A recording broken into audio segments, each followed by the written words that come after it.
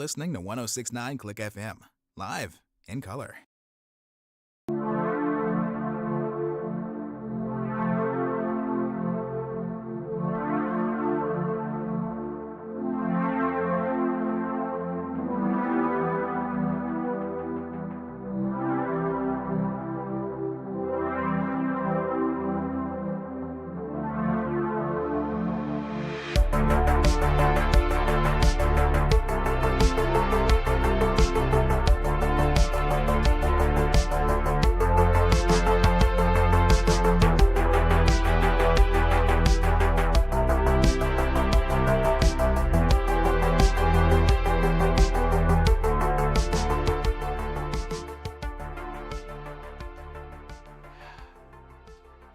Does it feel weird yet? It kind of feels weird for me. It might just be me, I don't know, but the thing is, when I went on vacation, I did not pay attention to any sports. I didn't even watch any of the NBA Finals or the Stanley Cup Finals. So, I hate to disappoint you all, but I have absolutely no valid thoughts to give on either one of those series. I apologize. However, looking at how they turned out, each one of them 4-1, I believe. Like our number 8 seed underdogs from Miami just lost, and from just Florida, they both just lost their magic after a certain point. Kind of a shame, really. Real shame. But hey, what can you do? They couldn't all be winners. We had so much fun, especially with y'all putting me through the torture of the Panthers and the Hurricanes. The break was very much needed because now I am back. I am excited to be concentrating on baseball. We're going to get back into it with the Angels and the Rangers. I'm doing well this evening. Hello, everybody, from Logan to William to Kung Fu, John J. I hope you're all doing well, and if you're not in the chat and you're just lurking, that's totally awesome. I hope you've got the game up on your screen. It's on FS1 by me. It might be something else near you. Markets are funny like that. But I have, before the game has gotten started, I have been busy angering this little creature right here because I was doing all the setup and making sure all of my stuff still worked, and she got very, very angry because her understanding is that when I'm in the chair, then that means it's streaming time. I'm only paying attention to her, and she can rest right here knowing that I'm right there and keeping her safe from monsters or shit like that for the next 2-3 hours. However, I didn't do enough talking, and she realized that I was just kind of screwing around. Oh yes, Luke, we will get to that. We will get to your reason for the hype. I'm getting kind of hype myself, if only because it's such a good story. What you told me about, and it's so quintessentially English, and I will explain that, and I mean that in a positive way, I promise. John J, my trip was good. I actually did make it to the Minnesota meetup for 30 and 30. You may have seen me briefly in a couple shots in the video, but I was trying to give other people focus and not, take up a whole lot of space or anything. And actually, my favorite photo that I got from Tom, I told him for all the ones that I took with him, look like you'd rather be anywhere else at this moment. And he obliged. And I am hopefully you all will get to see that one day. I think it may be going in a special tribute video that's another mod is putting together. But never mind that now. Right now, we should be focusing on what is a battle in the AL West. For some reason, the Rangers are on top of the division. It's, no, this is pretty much real me, True North. And the Angels are actually currently just on the outside looking into the wild card race in the American League. So this game is important for both of them. Even though the Angels are third in the division, they can still, put themselves in a decent position before the All-Star break. We haven't hit the All-Star break, right? Oh, and Otani will simply be a designated hitter tonight. And there's Anthony Rendon. I wondered how he was doing.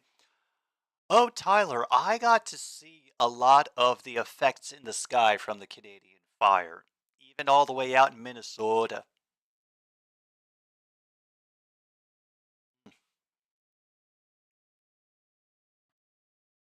Now, I'm not going to prove it to you with scars true north.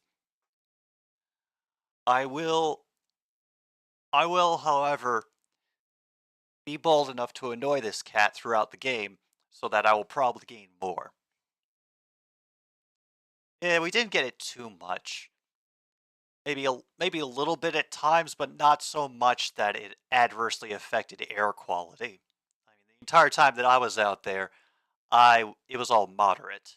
Yes, I hope you enjoy St. Louis. Wave at the city museum for me.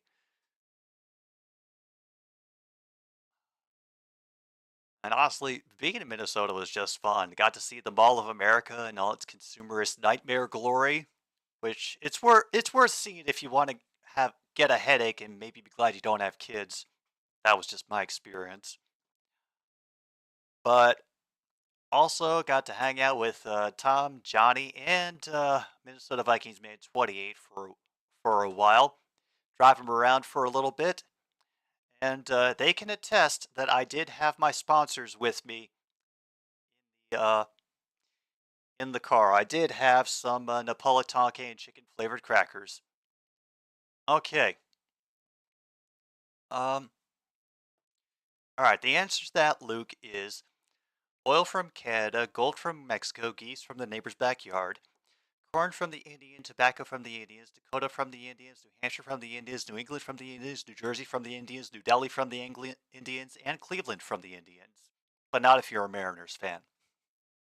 Yeah, that is something that I am confused about. Usually I just expect the St. Louis Cardinals to pull out their bullshit at a certain point, John Jay, but the Reds are doing better.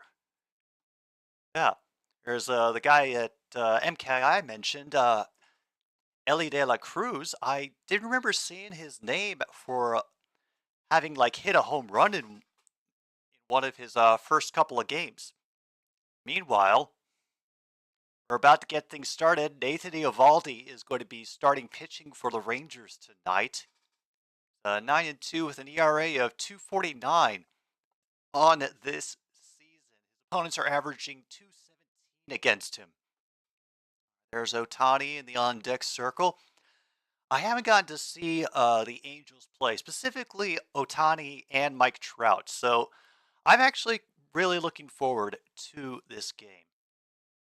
Oh yes, I did hear, Tyler, that the Money in the Bank is coming up, and the usual arguments are sprouting up about who should be allowed to be in Money in the Bank.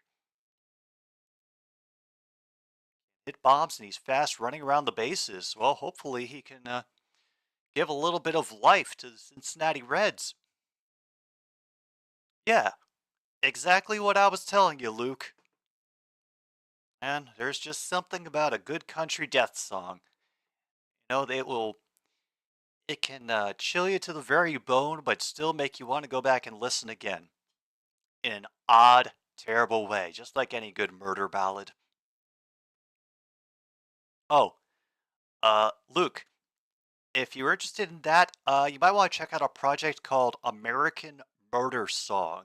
They're a songwriting duo. They were responsible for Repo, the Genetic Opera, and The Devil's Carnival, and it's exclusively dedicated to murder ballads celebrating American history. All right, we're about to get started here. Ward is up, and he takes a big cut that will fly down the line and just bounces foul.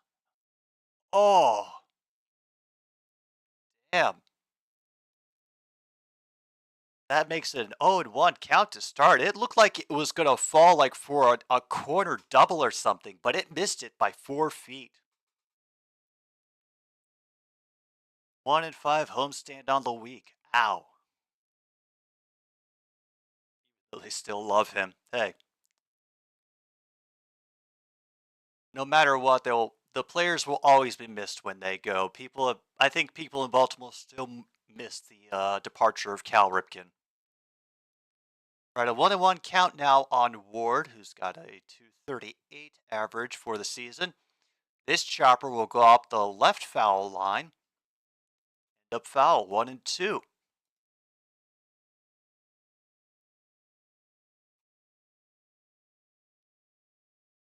Yeah, I could send you the name.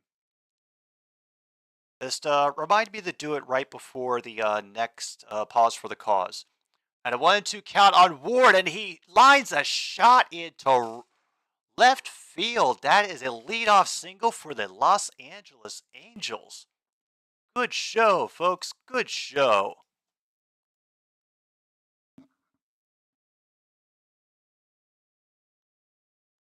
And even in an away game, there are cheers coming up from the Texas crowd for Shohei Ohtani. That is so cool. I really do like that.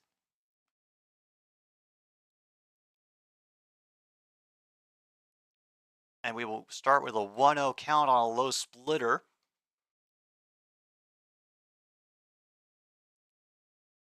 Oh my God, Shohei Ohtani leads the American League in home runs with 21 at the moment. That pitch is a little too outside, 2-0 currently. Oh, yes. Yep, Shohei Ohtani. Yeah.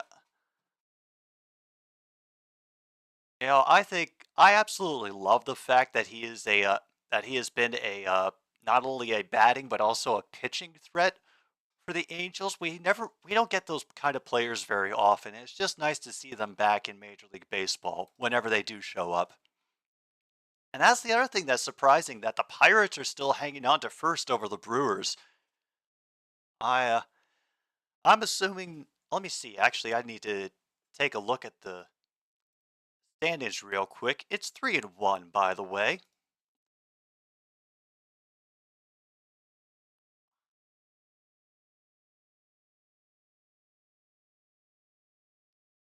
And that one gets slid in there for a full count now, 3-2.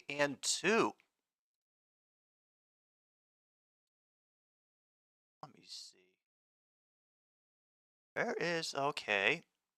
Pittsburgh, oh damn, like they're right on top of each other. It's just that Milwaukee's played more games and they have more losses. That's it. All right, we got our full count. Pinch is coming in, and it gets lifted gently into the left field bleachers. Foul.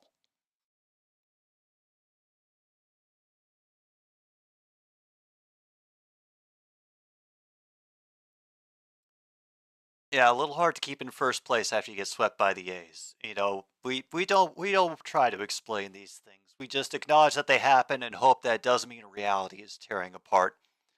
Now another 3-2, and that one is in the dirt. It is a walk issued.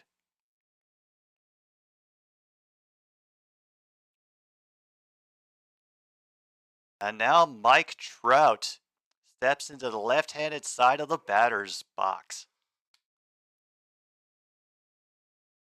I hope you enjoy it, Tyler. Now the A's are using the power of bullshit. Well, let's hope they can keep it up.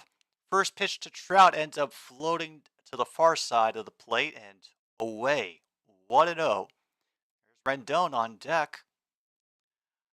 Like, they showed one of the little player dugout celebrations. I guess one of their players hit a home run and they have a hammer of Thor. And the guy who hit the home run for the A's took one smash with it, and it broke off. The top half broke off in his hand. He was just left holding the handle, which I feel is perfectly emblematic of the Oakland A's. Outperformed the Royals in the last 2 weeks. Well, And already we have a little meeting up on the mound from the catcher, trying to calm the pitcher's nerves, maybe?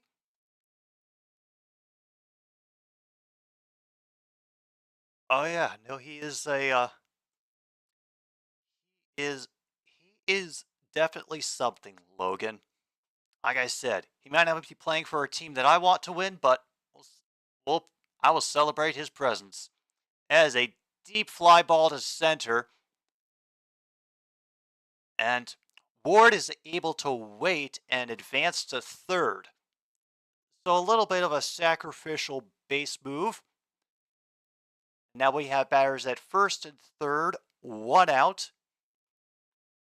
Still in the top of the first, and Anthony Rendon, who I remember from the Washington Nationals World Series run that they made against the Astros.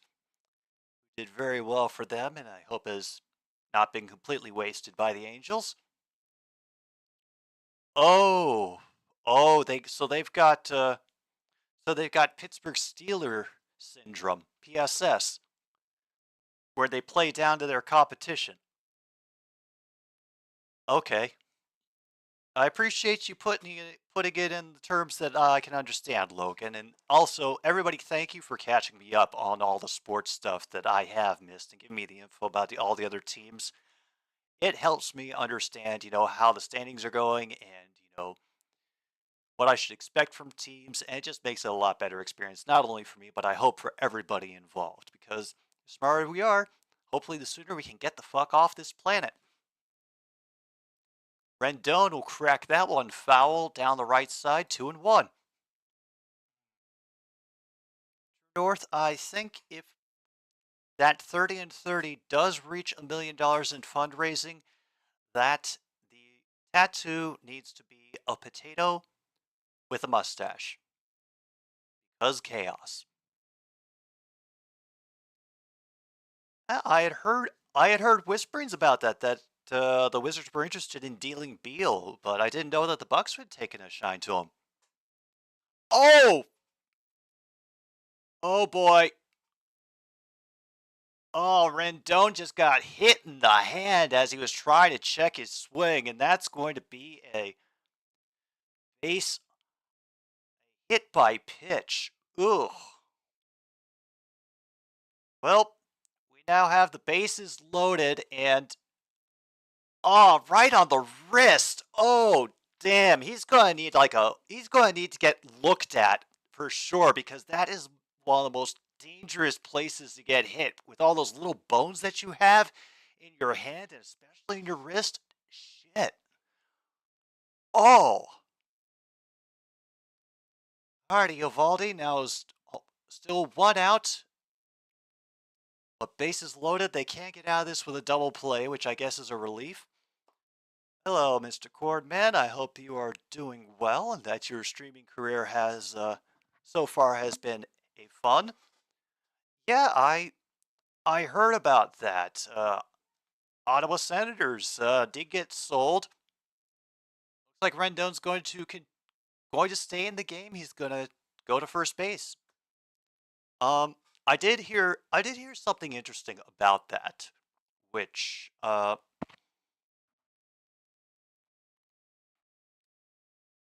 that not only did was there an attempt to weasel out of paying the capital gains tax on the purchase of the team, but that there also might be a few more debts associated with the Ottawa Senators than people know about. This is what I got from listening to a recent episode of the Steve Dangle podcast.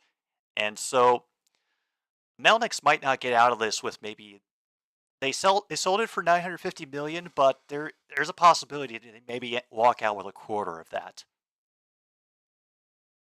I understand, Corn Man, doing it on a full-time schedule like I've been, it can be rough. Oh, and just like that, we're at 0-2 right now on Urshela. It's a 300 batter. This is a chopper up the middle. They're able to throw it to second for the first and get out of the inning without a run scored. And Urshela takes a nasty fall. He's a little bit slow getting up. But damn. Uvalde ends up getting out of this unscathed with an inning-ending double play, second baseman, shortstop, first baseman. Holy crap. All right, folks.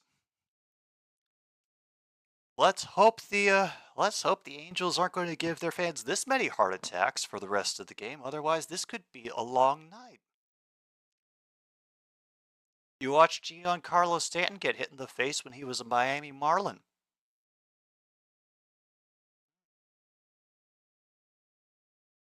Did it affect his career much?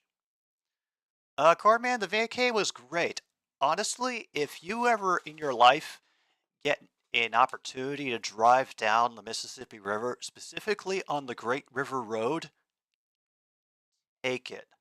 I don't care that it's winding. I don't care that it's just going through country. It is beautiful out there. Just stunning. Like the views of the river, the homes, the exposed rock that goes back millions of years. It's just you get the opportunity to do that, take it. Or at the very least, go up to Itasca State Park and you can actually sit in the beginnings of the Mississippi River. It starts out just like this little tiny creek that feeds off Itasca Lake in Minnesota. It's pretty cool. Also, Melnick's two daughters received a stake in new team ownership. Cool. Oh yeah, no, my mic is fully plugged in. It's just that this thing does a lot of like automatic noise suppression, so it's probably cutting me off at a couple of places. That's really all that it is. I know it's a lower quality mic. I appreciate having the freedom to move my head around and gesticulate and not be glued to one place like I am with the nice mic. A lot more than I care about high fidelity, and I do plan on buying a nicer headset in the future. So hopefully that will not be a thing for much longer.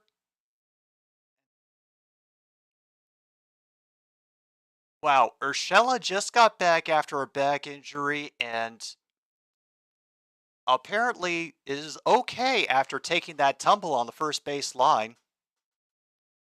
Oh yeah, no, well, didn't look like he really hurt himself. It's just that he kind of extended really far with his left leg to try to beat the ball, and it threw off his entire gait, and he ended up losing his balance and stumbling. So he doesn't look like he's hurt, and oh, okay, Otani is pitching.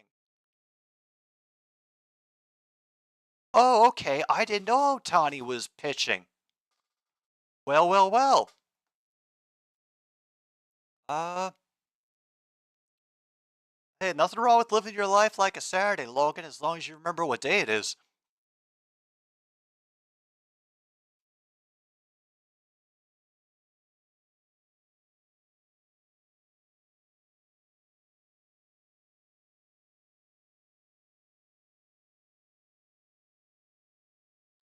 No, no, Dan, I did not leave the cats by themselves. I had them checked in with my vet that they go to get all their checkups at. I usually just drop them there with food and a couple pieces of clothing that smell like me so they don't go completely insane.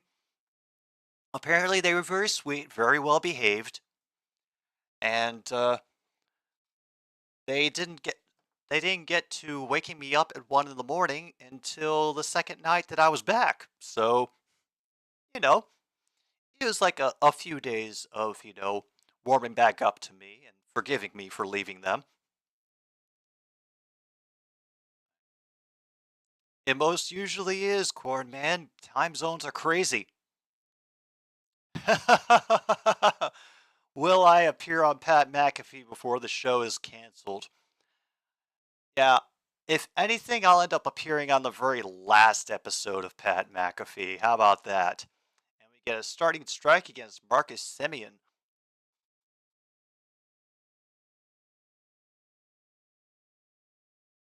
That one's in the dirt. We're up to a 1-1 count. Oh, before I forget, because I've been meaning to do this for a while, our sponsors are back, and tonight we are sponsored by Screw City Lager from the Prairie Street Brewing Company. Never forget, folks, don't forget your first taste of Screw City.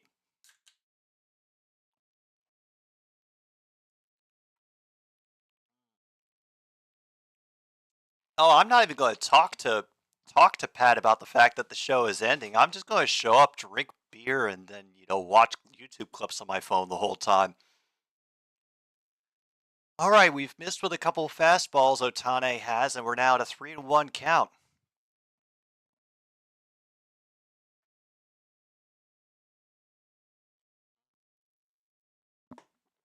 Apparently, Otani hasn't been doing well, and that's the fourth straight low pitch, and we start the game with a walk.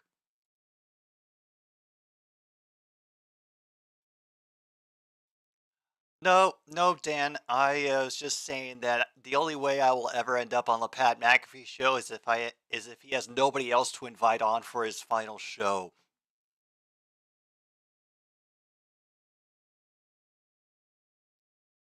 And best of luck to Shannon Sharp. Not so much to Skip Bayless though. That first pitch to Corey Seager gets fouled out. 0-1. Officially have a run on first after that opening walk by Otani. Seager hitting 357 on the year.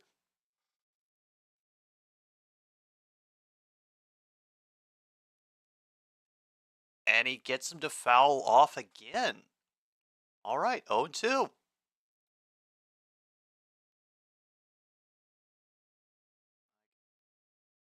It was kind of hilarious to see how many people were one celebrating his appearance on McAfee, and then there was like the really disgruntled people, sellouts deserve each other and that shit.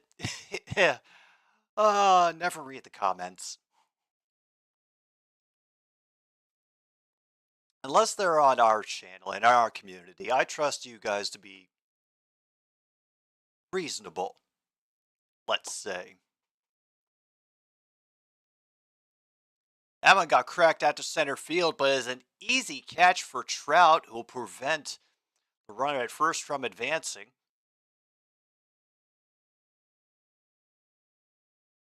All right, we are caught up again. One out for the Rangers, and next up is a guy with a very, very wispy hint of a mustache. Or maybe it's just the light. I cannot tell.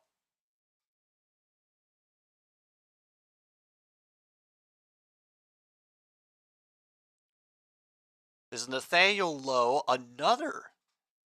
Otani appears to want to be working the low section of the plate, and the ump is just letting him do it. That is a called strike, which looked like it was below the strike zone.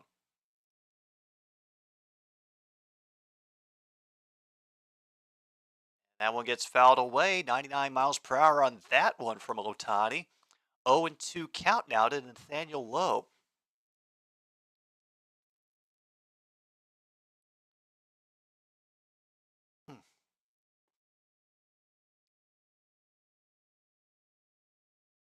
Here we are, reaching 100 on that one.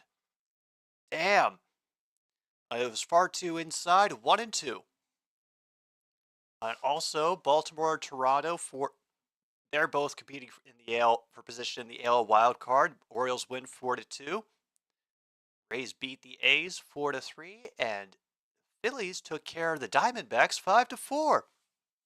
Unusual loss that I wouldn't expect from the team that's supposed to be second in the NL.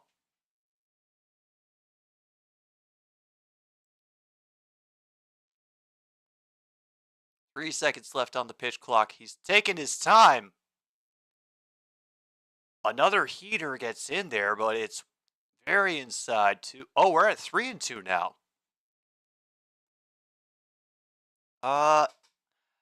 Unfortunately, she did not. I forgot the duck, and I realized it as soon as I was over the Wisconsin border.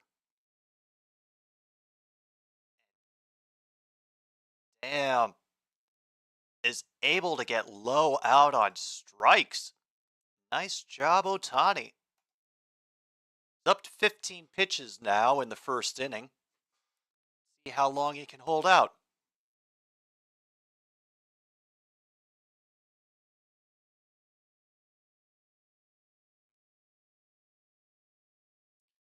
You and Alice have something in common. You get left behind and we don't remember it until I cross the Wisconsin border.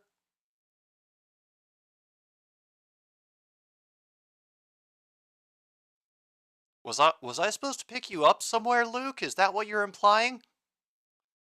Damn, lost control of that pitch. It goes too high. Unfortunately, the catcher is able to corral it.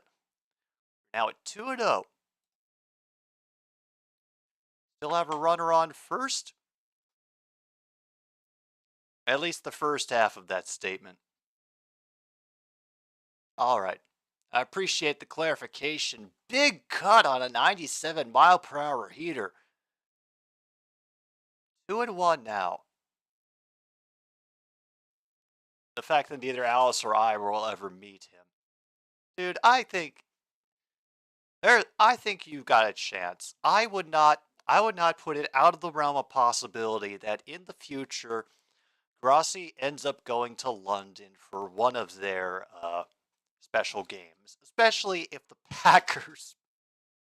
Sorry, that would be really cool if you got to see the Packers play over there, and especially if you got to meet them at the same time. Just never know. I did not see the bet, Luke. What? I know the kind of bets you like to make. Is it one that can be discussed in public, or should I just look up the terms on my own? By the way, after we get out of this inning, I'm going to explain a little bit of why Mr. Birchwood Vampire is so hyped up. Oh, now we've reached a full count. We have another pitch in the dirt. Cheers are coming up at Arlington. We have Heim on deck.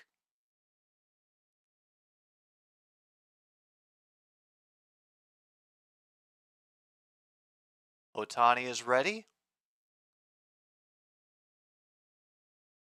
And that gets fouled out of bounds along the right field line. If you don't meet him within a year, Sean owes you $50. If you do, you owe him $50. All right, that runner has to jog back to first. He decided to go, and it was not to be. Yeah, I mean, the only downside is that you're not earning interest on that. That one gets fouled off the catcher's foot. Still 3-2. Be the 24th pitch for Ohtani coming up.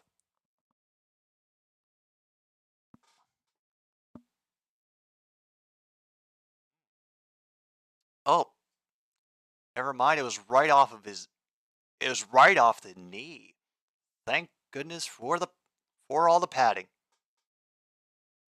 Shohei versus Ichiro in a home run derby. I don't know. Was Ichiro known much as a home run hitter? I always thought his specialty was like infield and ball placement for selecting where to hit and batting against the shift and all of that. This one will get hit up inside on the bat, and it gets missed in the outfield. Runner will hold up at third, and now we are at first and runners at the quarters with 2 outs. So, yeah. Oh, and the Tim is here by driving. Cool, man. Hope you get a good enough pitcher. Garcia got jammed on that one, and Noah was able to get in quickly enough to back up. I think the shortstop actually tried to run into the outfield to make the play. He could not. It was just out of the reach of his glove. a 100-mile-per-hour heater, but it is outside. Back to 1-0. That's what I thought. Ichiro was an outfielder. But I thought, but whenever I'd see, those, compilations of the best of Ichiro Suzuki, have a 1-1 after another 100-mile-per-hour heater, it was always like him laying down awesome bunts and infield hits to take advantage of, certain shifts in infielder positioning. So I always associated him with that, never with a very big, slugging percentage, or if that's what home run hitting do. I don't know all the terminology. I'm just kind of here. We're up to 2-1 now, by the way, on Heim. Otani is up to pitch number 28. Here comes number 29, and that one floats outside. 3-1 now. We could end up with another bases loaded. Yeah, more of a contact hitter and speed. That's what I thought.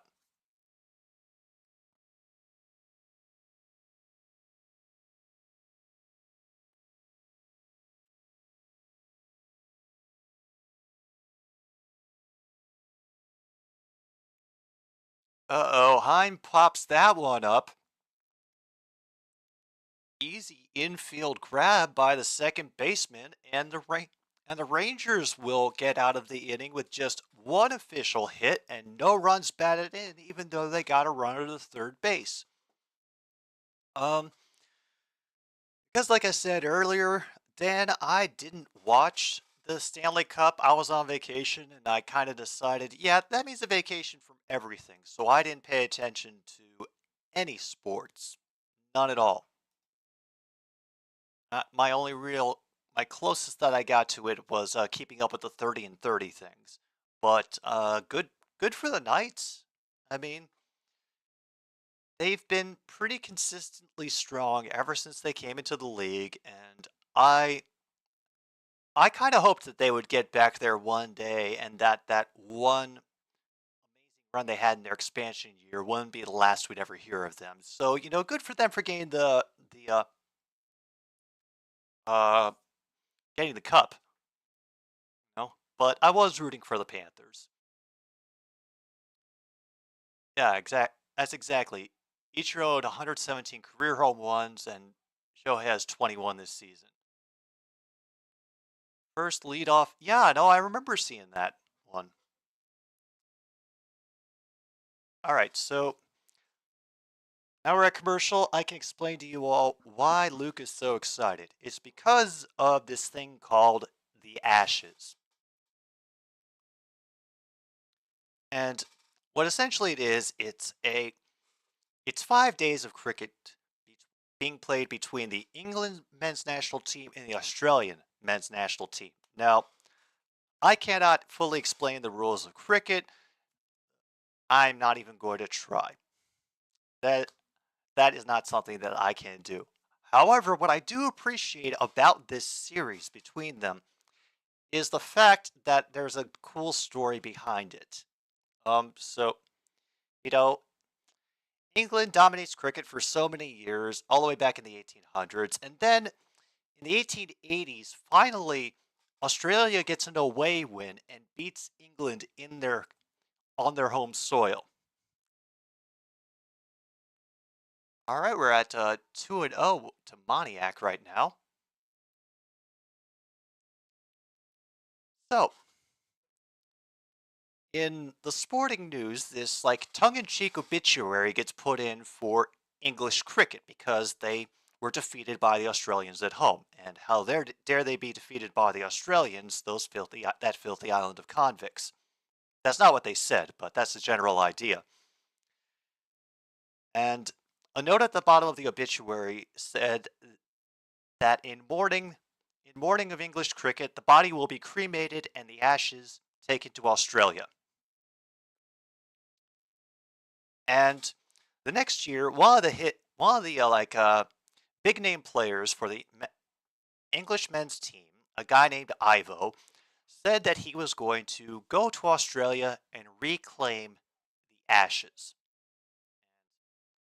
one of the big players for Australia said, "No, you're not. We're going to hold on to these ashes." And it took a few years for it to officially catch on, but it it officially became like a sort of a tangible thing when during one of these during one of these trips, this guy Ivo was actually presented with a little urn that had a burnt piece of cricket equipment in it. It was presented by a group of Melbourne women, including one that would eventually become his wife. And it was attempted more than a few times to make a trophy in that style to, signify, okay, the ashes are in here, we're playing for these ashes. And eventually they decided to make a crystal trophy back in like the late 20th century. So that's what they play for now. But essentially, it's the name Start ended up sticking as a result of a tongue-in-cheek joke because the Englishmen could not believe that they had had their dominance taken away on home soil by the Australian cricket team.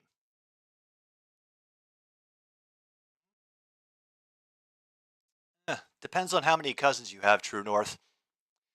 It could end up like an Easter egg hunt from hell. So, even though I may not be able to explain the rules of cricket, what essentially was may have been a Melbourne woman's like subtle attempt at flirting by giving this dude a little urn with burnt pieces of wood in it. It just it just strikes me as so quintessentially perfect for British, especially for England, historical England. And oh, look at that, we've got a home run. All right. So Los Angeles is now leading 1-0 on a solo shot from whoever. Oh, Chad Wallach hits his 6th home run of the season. Good for him.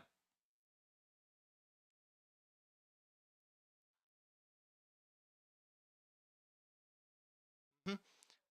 Oh, I had read that like the original one that Miss Florence gave when she wasn't allowed to show her bare legs because Queen Victoria was still alive. That he actually kept in his home and didn't take it out. So I was under that. I was under that. That was my understanding. Maybe they had another little one for a symbolic trophy because it was kind of a gift from his wife. He wanted to hang on to it.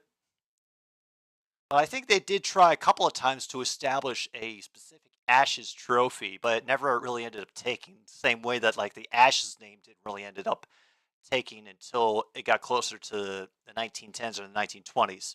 Yes, it's a replica. Hmm. And now we have a bat flying out of somebody's hands, Velasquez's hands. He's currently at 0-2 in the count.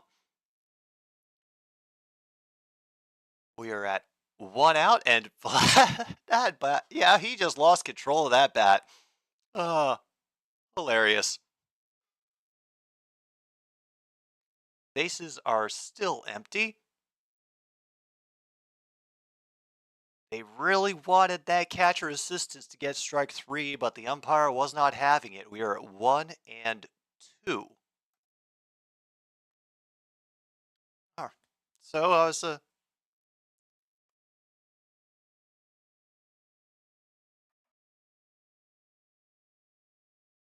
all right. And as I was looking at the story and watching a video on it that Luke showed to me yesterday, it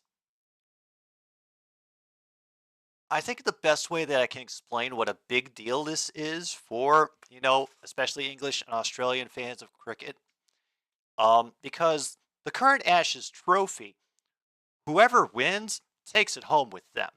So if England has it and Australians win the Ashes, they take the trophy. So it's the equivalent of there being only one Lombardi trophy.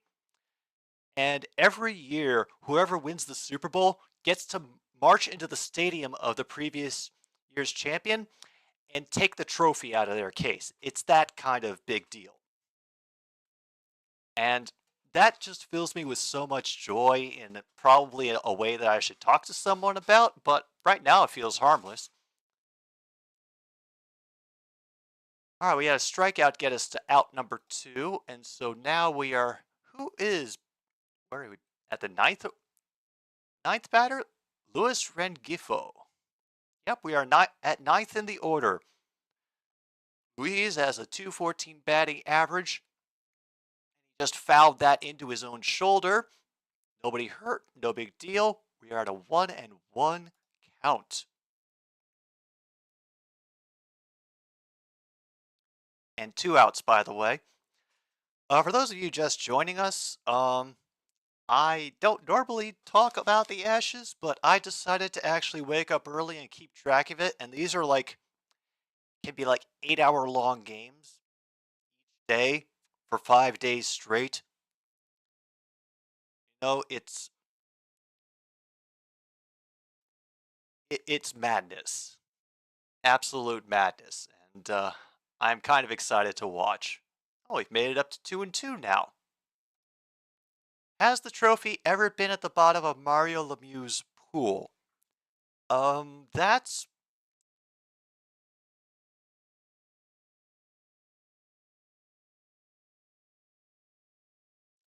I don't think so. But then again, trophies can end up sometimes in just odd situations and places. I'm fully confident that at some point the Stanley Cup has been left behind in a strip club somewhere. That has to have happened at some point. 2-2, by the way, has to be backstopped by the catcher. We're now at a full count for Rengifo, trying to add to Los Angeles' run total. They have gotten on the board with a solo home run that came during this inning. Instead, he will strike out swinging to end top of the second. That home run puts the Angels up 1-0 on their division rival, the Texas Rangers.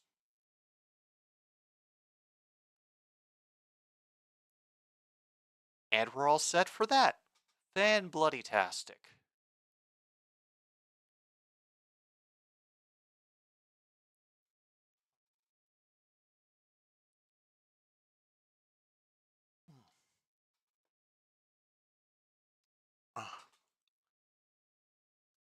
Yeah, I thought as much. Mark Messier, considering when and we're talking specifically about when Mark Messier was with the New York Rangers, I'm assuming True North.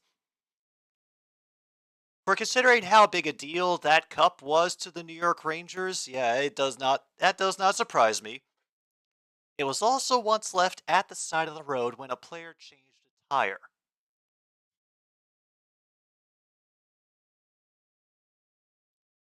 Oh, you silly, silly people. All of you. While I have a moment, I will get in some music for the first pause for the cause, which I have determined will happen sometime either at the middle or the end of the third inning, depending on how Fox Sports 1 decides to screw me around with commercials. Oh, well, it was from when he was with the Oilers. Oh, okay.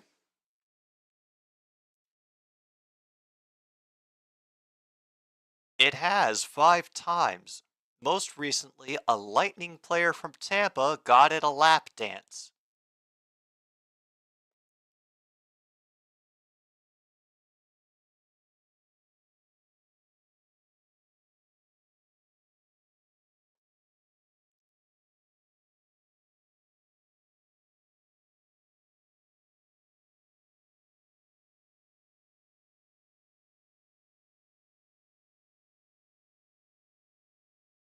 It's going good, Kip. I just had to parse. My brain just has to parse the knowledge that somebody on the Tampa Bay Lightning bought the Stanley Cup a lap dance. So, typical Thursday. 1924, members of the Montreal Canadiens, en route to celebrate their win at the owner's home, left it by the side of the road after repairing a flat tire. Oh, looks like Rendon might have more going on with his wrist. He has been replaced by Jared Walsh at first base. And we have another pop-up hit off of Ohtani, but Ward is able to run back in left field and catch that for out number one. Huzzah. I guess the more I know. I'm not sure what I'm going to do with that knowledge.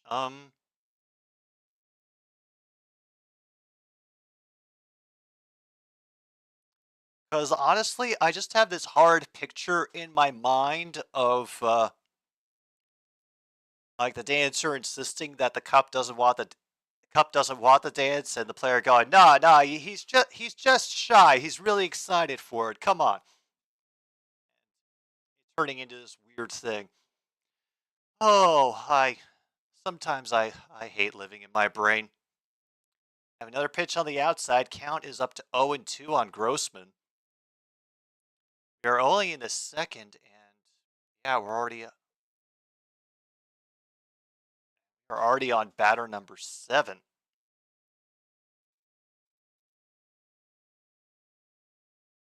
Hey, listen. Don't worry about being funny, Luke. As long as it's in a presentation that I can understand and I can figure out while watching the game, that is cool. Made it up to 2-2 now. Ohtani catching back up in the count after falling behind a little bit. Still the bottom of the second. Still 1 out. And it will get chopped right to Ohtani, who makes like he's gonna run it out himself and then just tosses it underhand to the first baseman. That's cruel, Shohei. That is just cruel. All right, we are at 2 outs, and Travis Jankowski is now up to bat. The left fielder currently got a .290 average for the season. The moment I realize a cup is getting more action than you. Yeah, I probably would.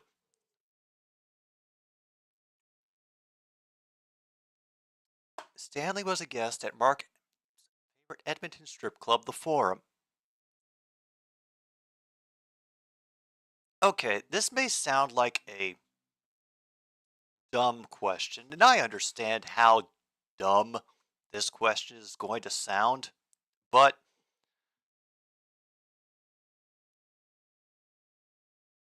was it just a different time then, and they really couldn't make any exciting names for strip clubs, so they had to be stuck with things like the Forum?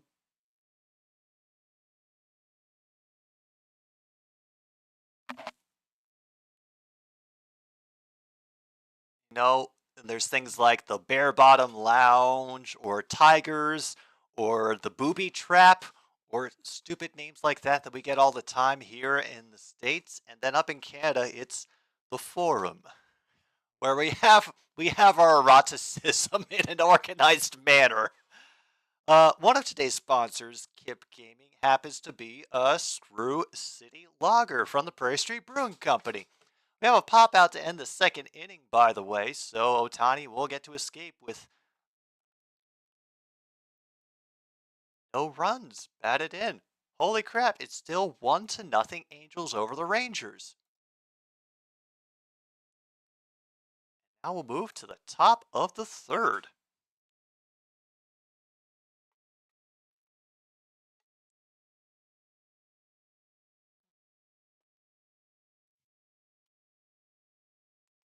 See, I didn't know there was the Forum in England.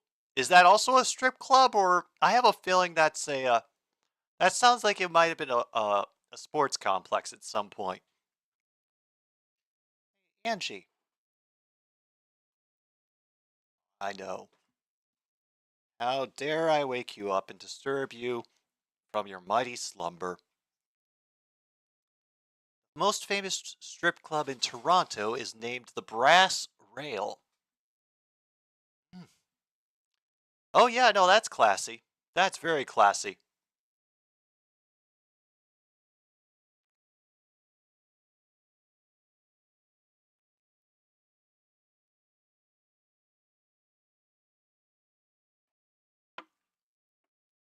Mhm.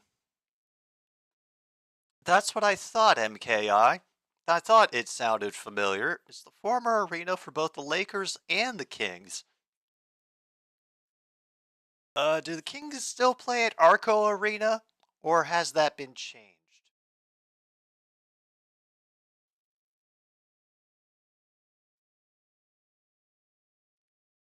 Oh, another commercial break, by the way, as we're waiting to get back for the third inning. Thank you, by the way, to everybody who is tuning in tonight for the return of another stupid sports show. Glad you're here, whether you're just lurking or participating in chat, whatever. It's cool.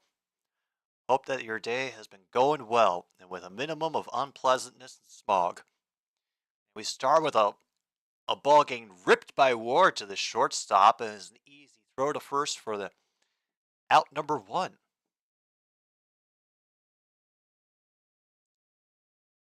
Perfect.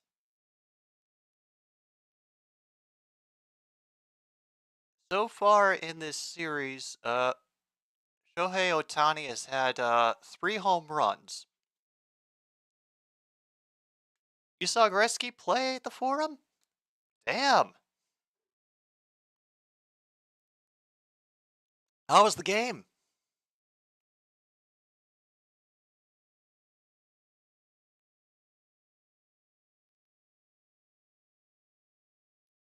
There's a strip club in Indiana called Wiggles. Boy, I bet some confused minivans have turned into the parking lot of that place. All right, we have another quick throw to first to get our second out of the inning. Eovaldi managing to keep his pitch count down with a whole bunch of quick hits. They're now playing a Golden One Center since 2016. Arco Arena has been demolished already. Okay. I have learned. Beginning this at bat with Trout on a 1-0 count. Oh, so that was Ohtani who just grounded out. Okay.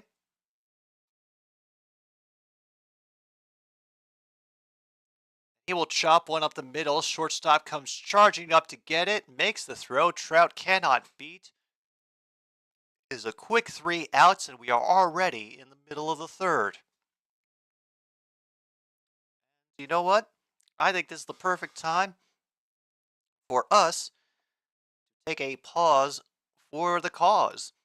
So I'm going to step away for just a little bit, and we will return for the bottom of the third on another stupid sports show between the Angels and the Rangers in a little bit of time.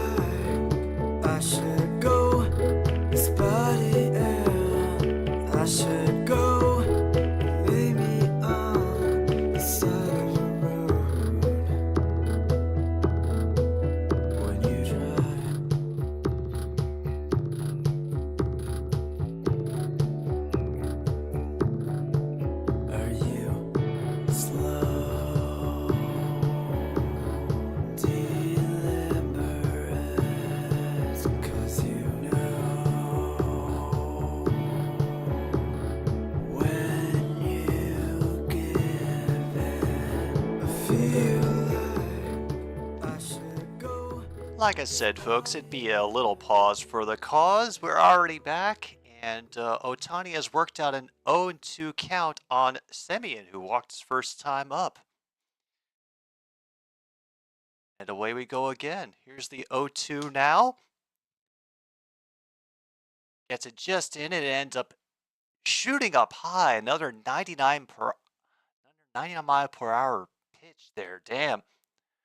Like they had said at the beginning of the game that apparently the velocity had been falling off on Ohtani's pitches recently, but I'm not seeing anything like that so far. MKI is apparently surprised that Hy-Vee Arena, formerly named Kemper Arena in Kansas City, former home of the Kansas City Kings, is still standing. So it's actually still in use. Are they using it for like concerts or other sports teams, or does a college have it?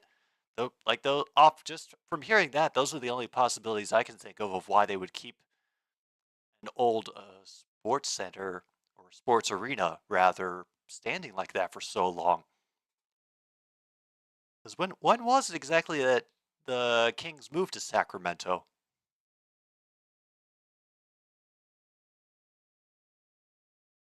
Moved up to a 1-2 count on Semien.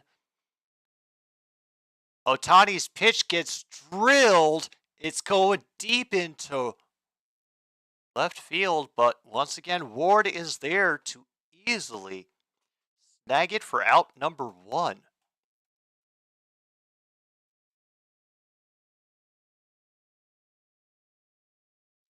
Neat.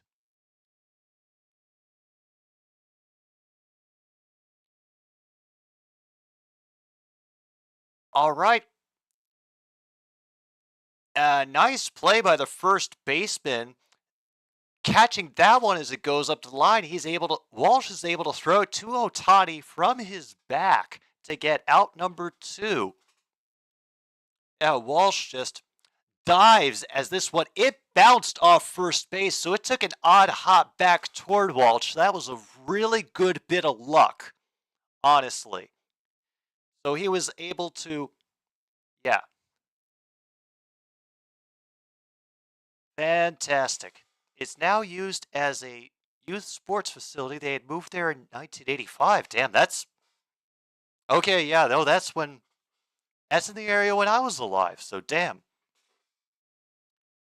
History is a mystery, but it is also very real and very present even to this day, folks.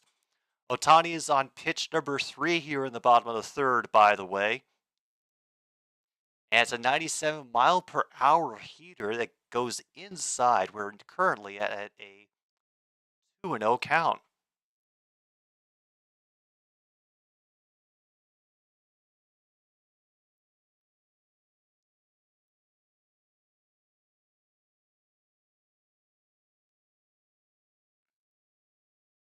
Now I'm caught up.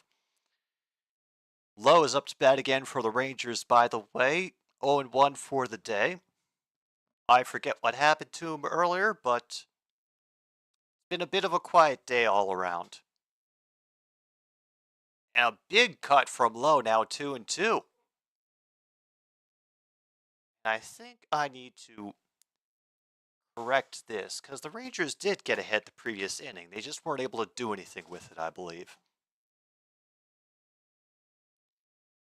2 outs, 2-2 the count. Lowe looks like he was going to chase Lowe, but just moved his bat around. Full count now.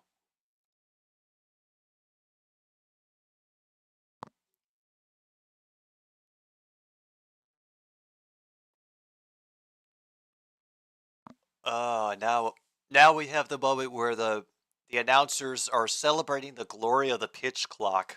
I guess they really need to. They must have a couple more people they need to sell on it.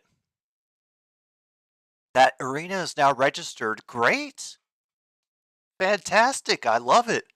I wish that happened for more sports arenas. That one's going to get lifted out. It could hit the gap, and it does. He's going to make it to second, sliding in. Will be cut off by Rengifo. But now we have a 2-out double, which has put a runner in scoring position, allowed the Rangers to get a tying run into play. Yeah, I would recommend that if you are a fan of wrestling, do not look up Owen Hart. It will just make you sad. It makes me sad every time that I think about that incident. All right, Garcia is up now. 1-for-1.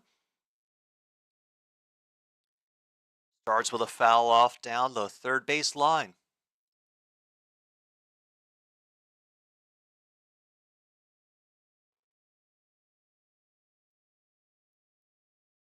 Oh. Apparently, the Rangers are the best hitters with runners in scoring position. So, damn, wild pitch by Ohtani, nearly missed. 99 miles per hour on that one, but way outside. 1-1.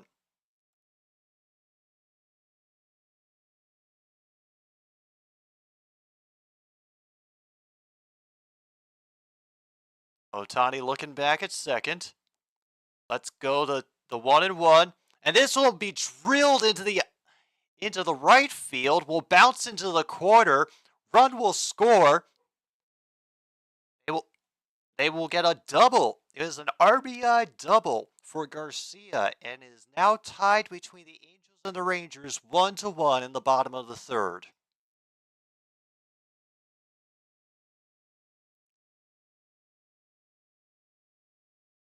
We should be up to 3 hits now for the Rangers, and it looked like he had gotten jammed again, but there is just so much on that ball, so much air, and it curved to exactly the right place in the field, bounced pretty close to the line. All right, now we have a go-ahead run at second. A 100-mile-per-hour pitch that gets fouled back by Heim. We are now back to an 0-1 count.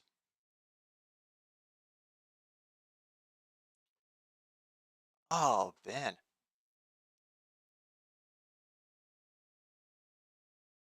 A little bit of murmuring still at Arlington Field. They want to lead very badly, and they're going to lift one into right center for another single. They will take the lead on that.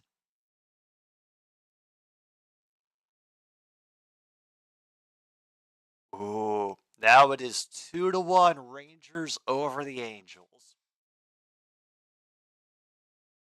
Oh boy.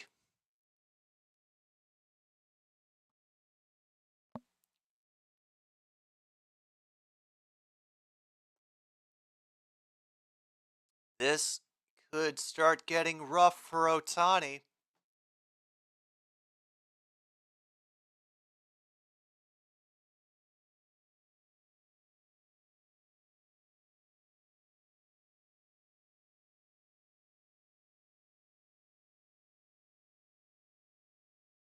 Pitching coach is out there, and the umpire has also come in to look at things to make sure nothing untoward is happening.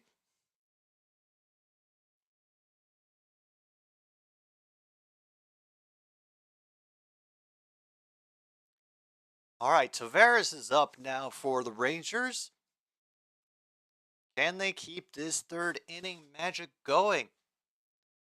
Left-hander is 0-for-1 so far tonight. I think it's the next batter who hit the solo shot that put the Rangers on the board.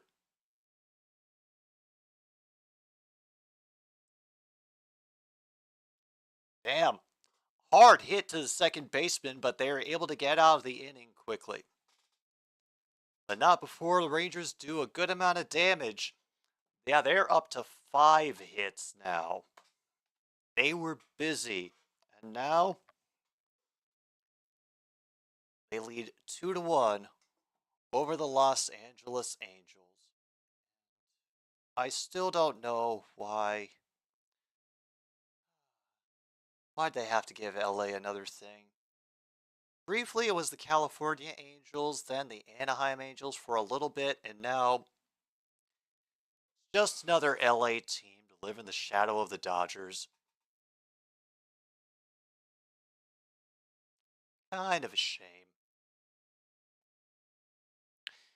Now, while I have a moment, let's go load up other Major League Baseball scores from today, because that's the only sport we have to keep track of anymore. Now that everything else is finished, and if you want to look at this in a positive light, it's approximately 45 days until the madness that is NFL season will start rearing its ugly head, and the camps will start up, and the practices, and people bitching about the preseason, and all of that stuff, the bragging, the record predictions, everything. It will be back very soon. We just have to get through approximately 45 days of, summer. I think we can handle that. Definitely. All right, let's see. Other scores. Currently, Tigers are leading the Twins 5-4 in the top of the 8th. Interesting. Braves are handily beating the Rockies 7-3 in the top of the 6th. The Pirates lead the Cubs in the top of the 4th 2-1. Nationals and Astros are currently scoreless in the 4th inning. Guardians are leading the Padres 5-3 in the 2nd. Oh, Rendon's still in the game, hit by pitch. I thought he was at a different base than I originally assumed. Okay. Now I have learned we've got currently a 1-1 count working on him. Next pitch is low, and the catcher loses track of it. 2-1. Uh-oh, Ishii is here. We have no card today, but it's always noteworthy when Ishii deigns to grace us with her presence. Hope you're doing well. All is well out here. We're watching what is so far a pretty closely contested game between division rivals in the AL West. Texans just took the lead in the 3rd inning, but I wouldn't count the Angels out just yet, even though Rendon is up to a full count now. Oh yeah, they're one of those teams that could end up being. There isn't a team that wants to do it this year, so it's going to be a team who's getting picked to do it this year, correct? I know there are certain teams that are going to be eligible every year.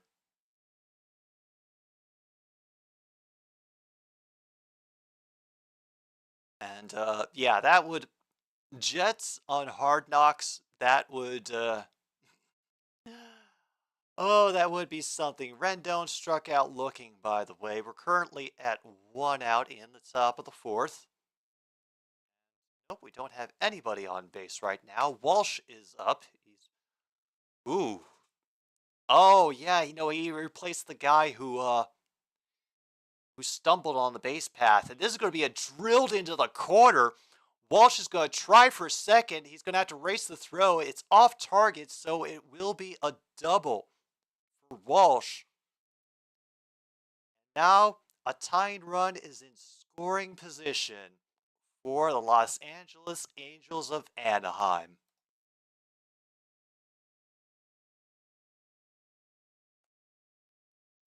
Teams need to miss the playoffs for 2 straight years to be eligible for Hard Knocks.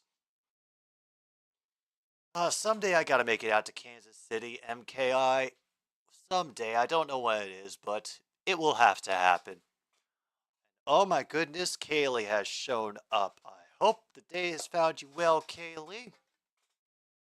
And I especially enjoyed the Indianapolis Colts video that came out for 30 and 30.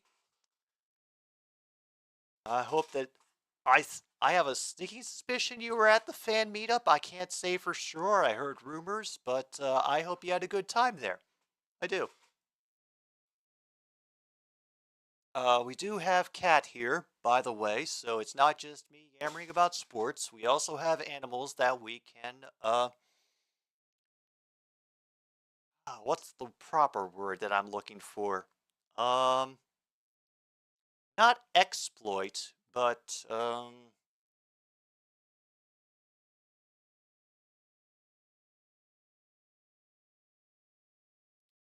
pet on camera. That's the best way that I can put it without sounding weird.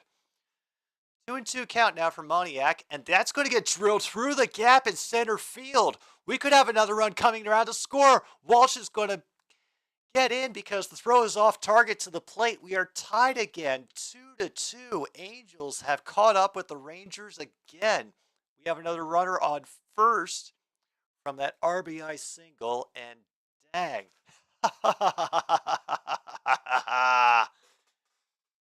Yeah. Two of the things you had made Tom sign were in the video. A Ben Kurt card that Tom signed, and then he signed the frame you put his baby picture in. Yes, a very normal time. Honestly, through all the things that people have been bringing to this, those are fitting right in. The thing I really need to know is if a whole bunch of people end up bringing socks. Holy crap! I didn't think he had gotten that one because the throw to first on that double play was a little bit high, but apparently his foot came back down in time to get the third out of the inning, and now we go to the middle of the fourth. Things have tied up now, 2-2.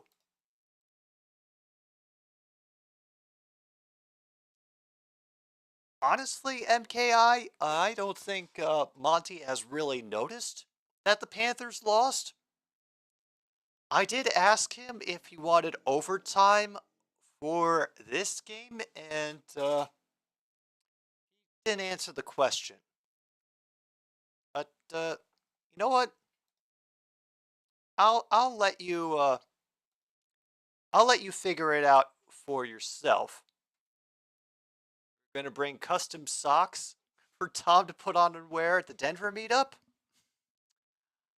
At this rate, with how much his socks have taken a focus, I honestly can see that happening. Hang on.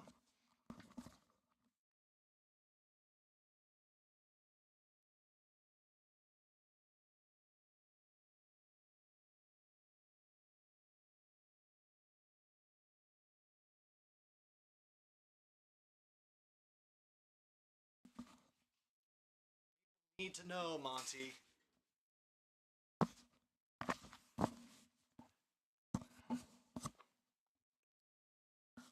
How you feeling about the Panthers losing the Stanley Cup?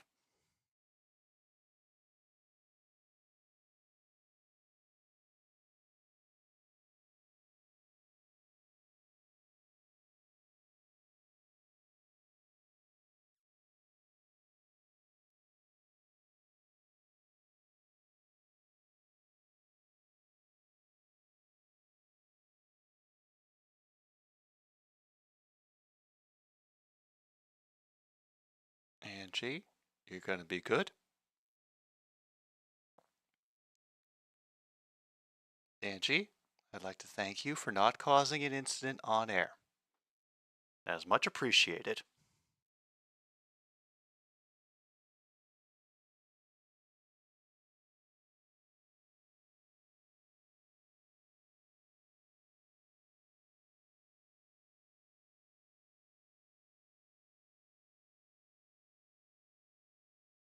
All right, that went better than I thought it would.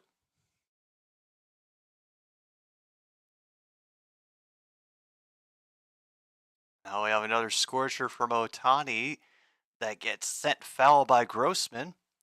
We're at 1-2 right now.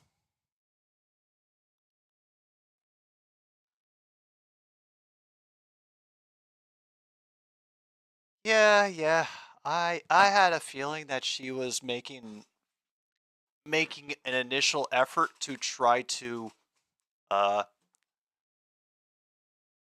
Monty on the top of the head, and thankfully we avoided that. We did not get an incident on camera.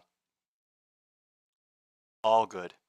Hey, yeah, nothing better than them socializing a bit on stream. I've been trying to make an effort for Angie to get a chance to examine Monty without worrying about whether he's gonna slap back. So when I've been bringing him in for walks, I've been, she's at the front door. I give her a chance to sniff at him, and then you know, not push it more than that. If they're like curling up together when I'm not paying attention, that is Otani's second strikeout now. Okay, good for him. Damn, it curved right back in on Grossman, who is just in disbelief that got called a strike. Put together as many as you can, man. Like even stuff that you think of that just relates to the experience of watching it. Jankowski is up. He got a single in his first at bat. Well, they're doing all right. Like they don't have any real reason to be antagonistic toward each other. I mean, they both got to be at home. They got to have their own spaces when they were staying in the cat condo. Right, 1-2 count on Jankowski, by the way. Still only one out. But honestly, things have been, relatively calm, except when, food is involved and they're, jockeying for position for some reason. Damn, Rendon runs all the way in from third. That is the second out. A very, very shallow pop fly right near home plate, honestly. We're up to 2 outs.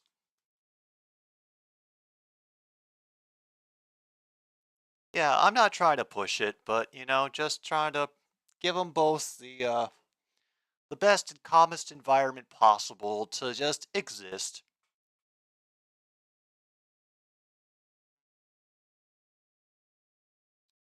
Um, Not quite like a Jokic and Adebayo MKI, but what's a good way?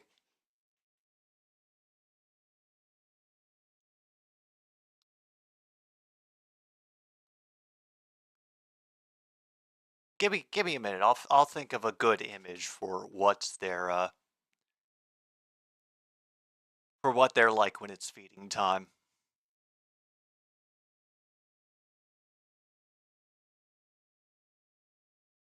Another heater from Otani. Unfortunately, wait 2 outside that time. We're up to 3-1 now on Smith.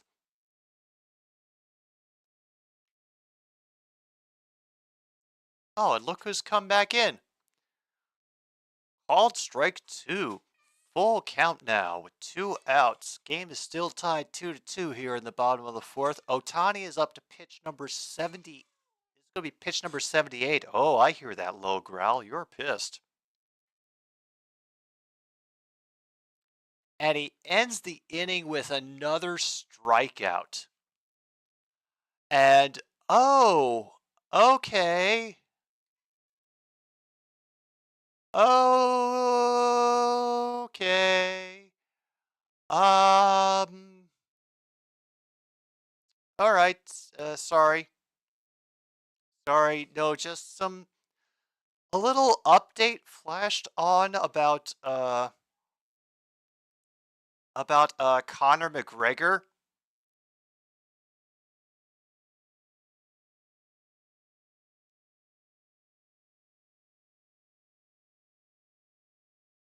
So yeah, if you'd like to be disappointed or just go, oh no, please not again, uh yeah, look up Conor McGregor in Game 4 of the NBA Finals. I'm not going to talk about it on here, and I'd appreciate y'all not bringing it up in here. But yeah, I'm definitely sadder for knowing that now.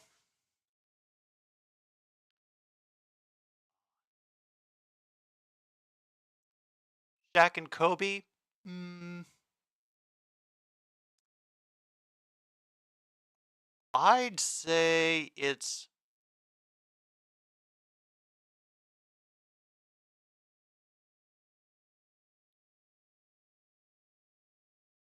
closer to 2 3-year-olds that are having a slap fight, and you don't want to stop it because you know they could probably hurt you too, just when you least expect it, but it's also kind of funny to watch. Yeah, yeah, certainly less than ideal. So, yeah, I don't know why Conor McGregor is still a thing. I'm assuming just because he's a big name and there's lots of money that can be wrapped up in it.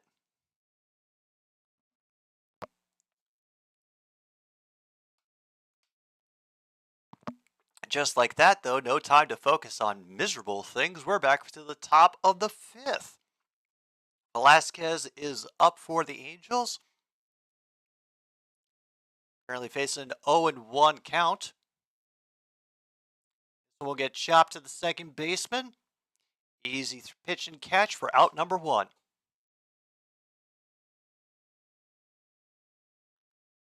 Oh, that's starting soon. The one of the like other soccer tournaments, CONCACAF is starting up. USA versus Jamaica on June 24th. Hmm. Notes, notes, notes. Where are the notes? Where is my phone? I do not have my phone. All right, I will have to make a note and 24th.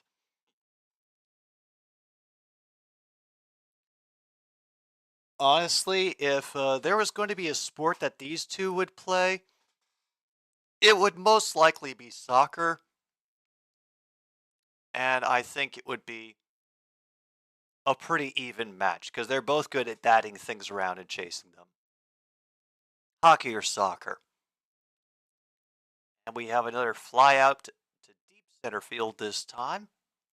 As 2 away, going to be a quick 5th inning at this rate. Eovaldi only at pitch number 66 so far, boding well for a decently deep run today in the game. Ward is up to bat, 1 for 2 today. That low pitch does not benefit from catcher assistance, and we have a 1-0 count. 33 spots is more than acceptable, Luke. Absolutely.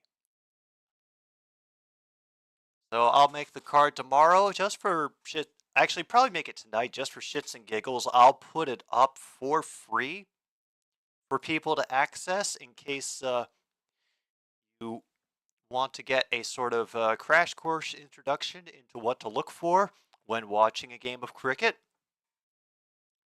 Big swing there, 2-1 the count now on Ward. Thank you, Luke. I appreciate that. I will check Discord as soon as the game is over.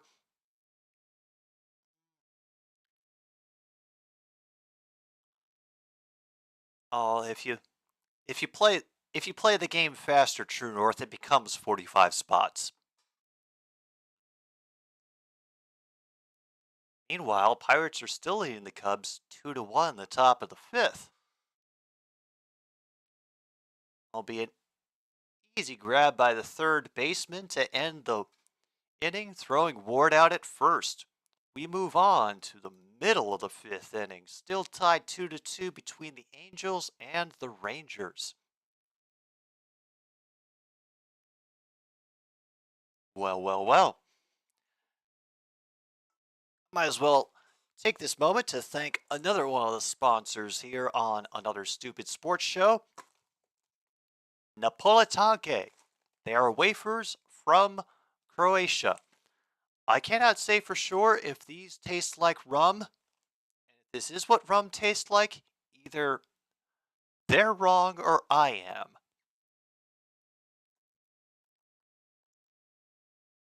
Who knows what rums taste like? Just go and buy some, find out for yourself. Oh, you bumped it up to 35. I appreciate it.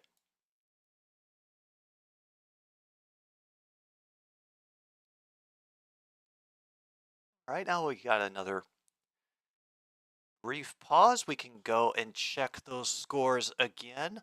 We've gotten to the top of the ninth now between the Tigers and Twins. It is still 5-4.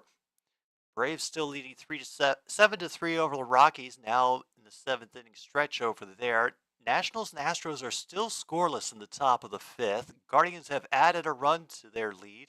The Padres are down by 3, 6-3, end of the second. White Sox and Dodgers is due to start in about a little under 40 minutes meanwhile.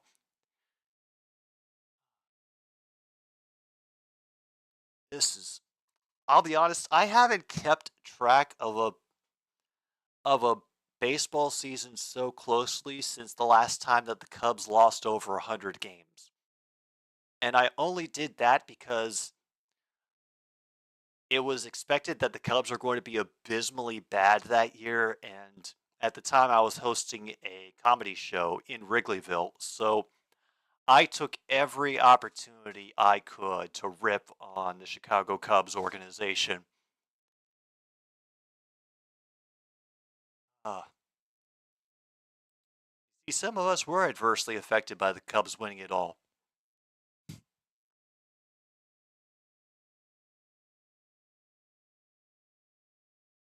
And Ohtani is still in there pitching.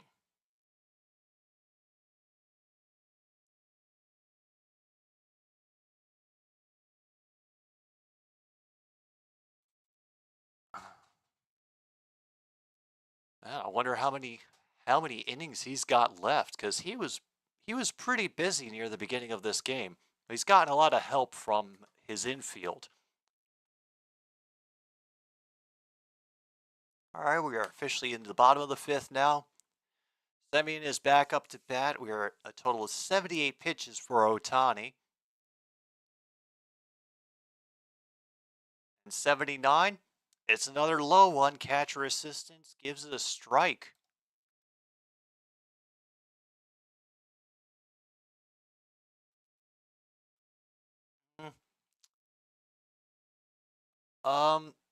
If you can get drunk off of these True North, it would probably have to be off of a batch that was soaked in vodka for like an entire day. That's the only way that I can imagine you getting drunk off of eating these things. Nice rip down the left field line, drifts foul. Where are we at now? 0-2. Interesting.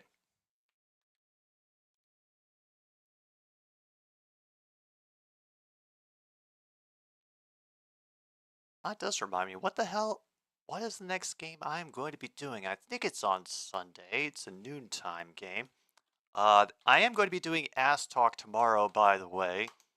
So it's honestly just going to be a catch-up time for all like the little news tidbits and shit that I missed. Second baseman for the Angels has to go out into the outfielder. Able to clearly bring that in for out number 1.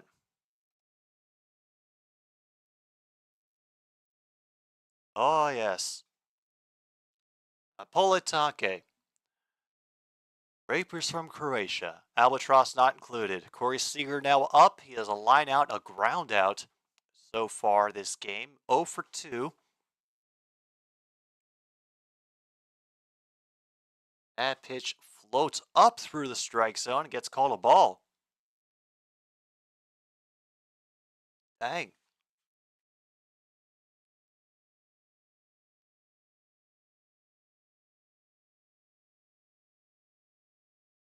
Damn.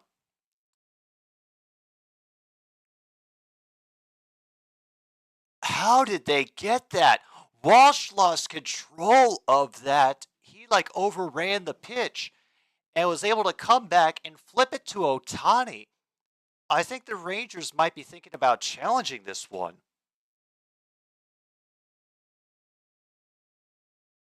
All right, we're gonna wait. I think there's a very good chance that the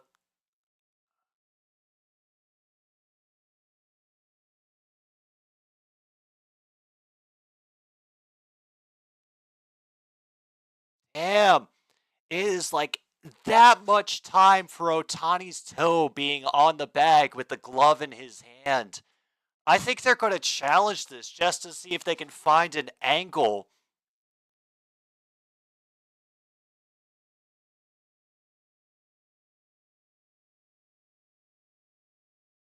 Oh, that's going to be close. Like, they're going to have to go frame by frame, I think, if they want to overturn that. Honestly, Luke, that's good to know. Oh, Pope Caldwell doing a Stone Cold impression during the Nuggets parade. Nice.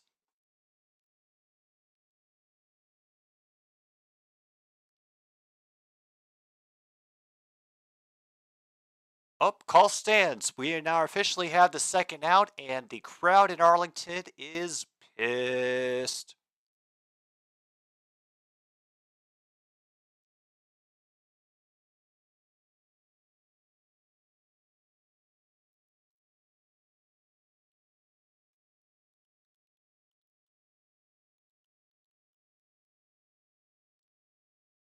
All right, so essentially, Luke, this is going to be a card for the entire span of the Ashes, not just one particular test on one particular day. Cool. All right.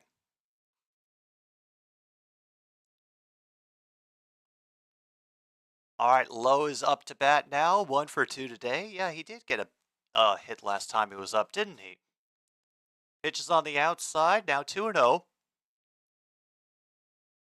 No, for one test. Okay. I got you. All right.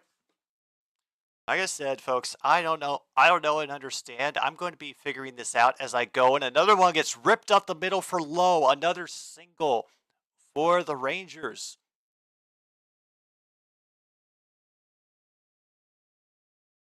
Same card for the full 5 days. All right.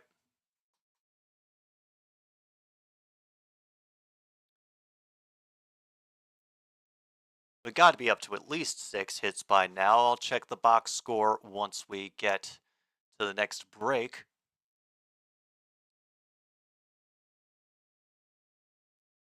Otani up to pitch number 88. Garcia is at bat. He's 2 for 2 today. This one gets skied foul.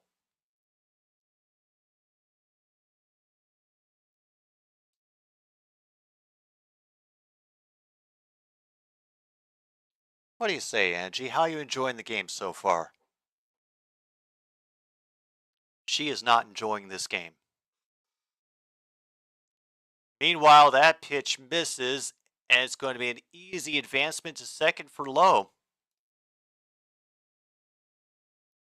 Now we have a go-ahead run in scoring position for the Rangers. Oof. It just ended up curving a little too far for the catcher to keep track of. Oh, I still have nightmares from playing catcher when I was a kid. It was also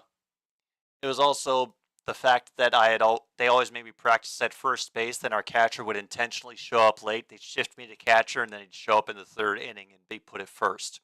His dad happened to be a coach.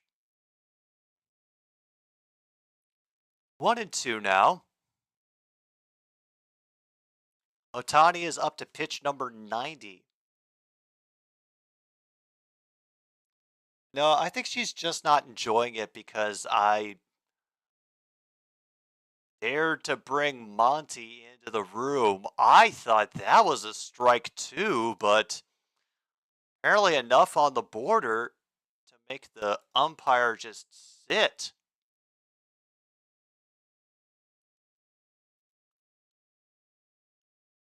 Let's see. Other comment from Tim.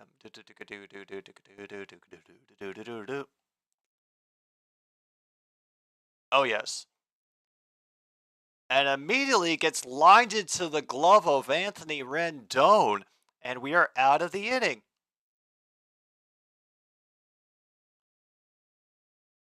Damn.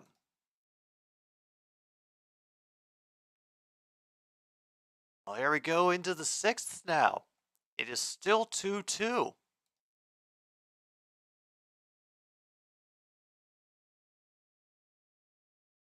Well. You know what, folks? I think this is a good enough time to take another pause for the cause, us to relax and enjoy the fact that this is actually a somewhat competitive, close game. We will return for the rest of Angels Rangers here on another Stupid Sports Show. Someday I'll learn how to pronounce these teams' names right after this.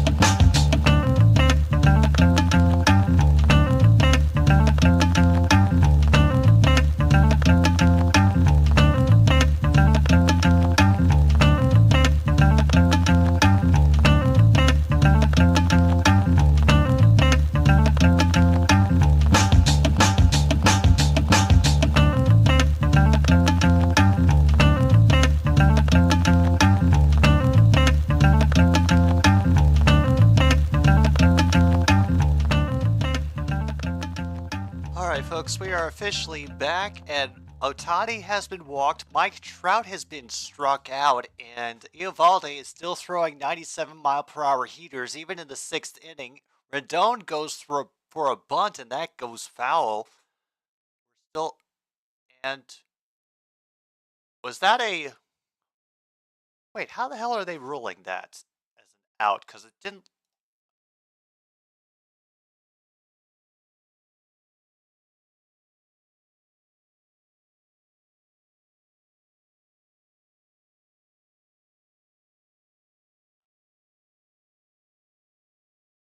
Okay, yeah, no, that was just a failed bunt, and because it wasn't an official swing, it's okay,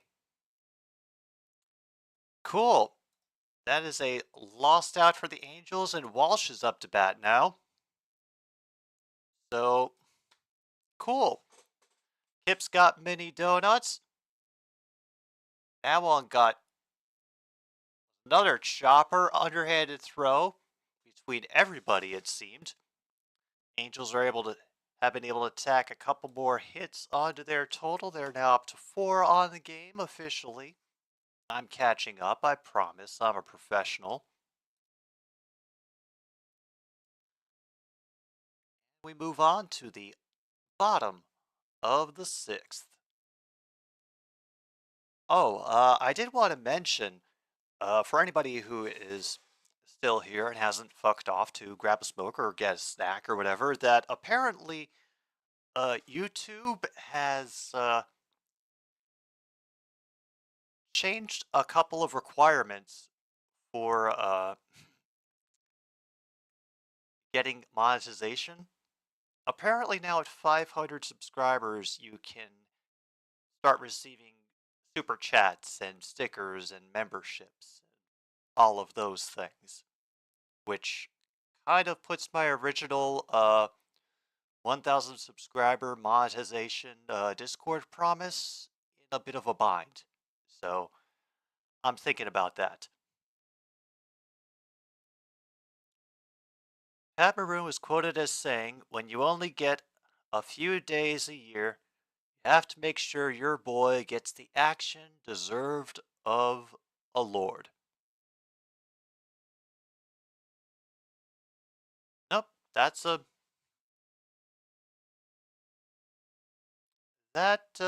makes perfect sense, Tim. Absolutely. It's rare enough that uh, any hockey player is fortunate enough to lift Lord Stanley's Cup, especially as part of a winning team. So, like, I don't shame the players for the weird shit that they do with the Stanley Cup. I just sit back and enjoy it. So, yes, I I now know that that is in place, so once I hit 500 subscribers, assuming I don't get in any like major copyright trouble or upset the YouTube gods in some manner, which, based by the number of out-of-pocket things I have said this week, is not out of the realm of possibility, uh, y'all could start hitting me with super chats during streams, you know, sooner than we think. Uh, I do know that I'm going to need help putting together the Discord because I'm a member of a couple of really well put together ones right now, and those were done by people who knew what they were doing, you know, as far as like permissions and making rooms and shit. So I'm going to have to figure that out. That's why is Otani still on the mound?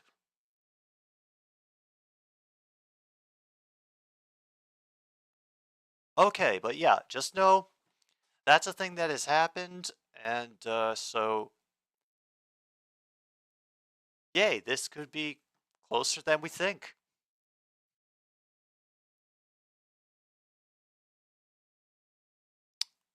He is a cyborg.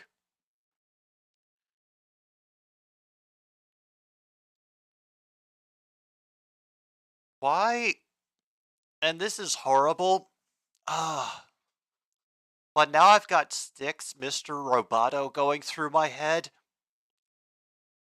And I hate that because if you ever watched like the like live film that they made for the tour that Mr. Roboto was a part of, there was the Kilroy Was Here tour. It is so astonishingly fucking racist. Holy shit. It's just nuts. Anyway, but yeah. So that's what's bouncing around my brain right now. Yeah, he can hit, he can pitch. And thank goodness he's actually getting some backup from other people on the team as far as fielding and hitting. Otherwise, I'd be a little more worried about the Angels right now. We're up to a 1-0 count on Tavares, who's 0 for 2 on the day for the Rangers. Check swing. Enough for the umpire. Please tell me they're not doing the wave. Please tell me they're not doing the wave.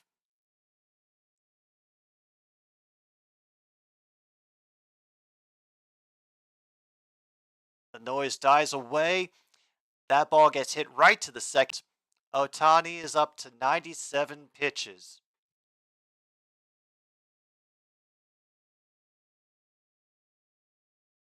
Oh, man.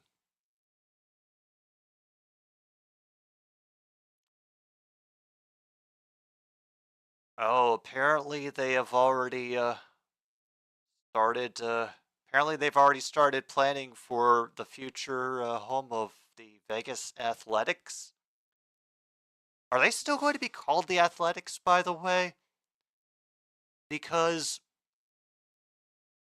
honestly, for me, it would not feel right for them to take the name with them. Like Oakland and the A's are so synonymous.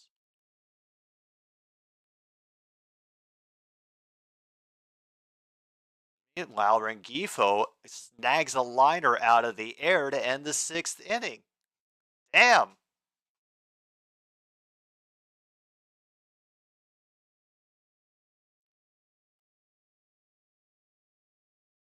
Whew.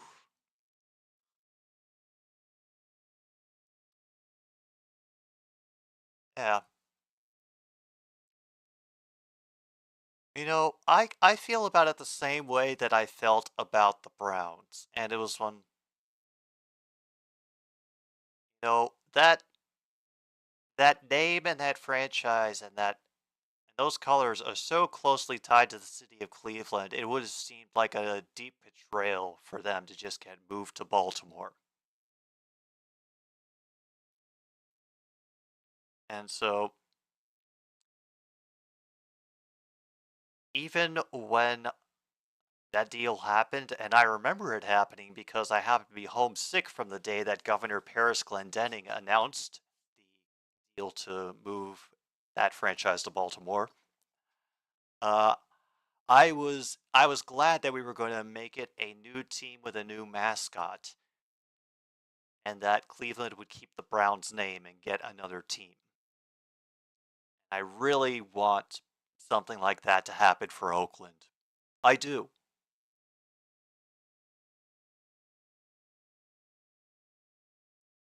I'm not sure if it will, but it would be nice.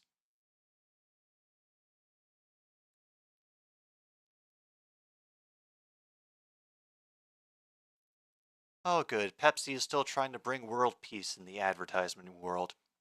Thank goodness. No, we're not at 1 out, we're at 0 outs. Top of the 7th, still tied at 2.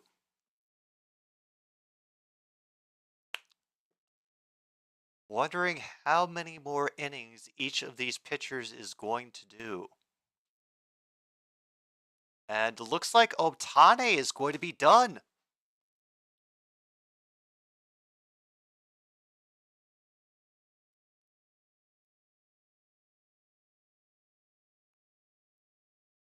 Yep.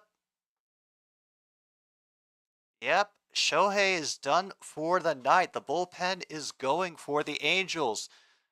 That will start with one sky deep out to center. Is it going to be too far? Yes, it is. Moniak gets a solo shot for the Los Angeles Angels, who are now up 3-2. Mickey Moniak, 6th home run of the season for him. Oh yeah, Monty is screaming for extra innings. Oh, I remember that True North.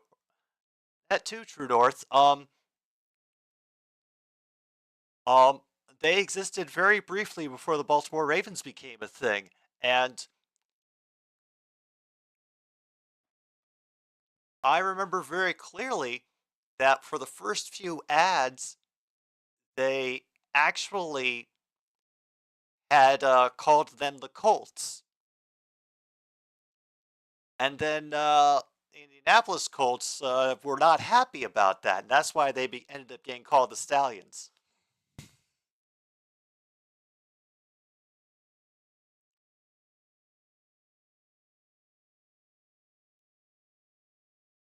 And another swing and a miss on Wallach, who actually hit a solo shot earlier in the game. Got 1-2. Oh yeah, that would be the ideal thing, is that the Angels end up coming back to win the West and don't have to worry about being in the wild card, but this will help. Yeah, the brief moments of American CFL teams. That is a swing and a miss, his 7th strikeout on the day. It's Texas, Houston, Los Angeles, and then a little further back is Seattle, and we just don't talk about Oakland.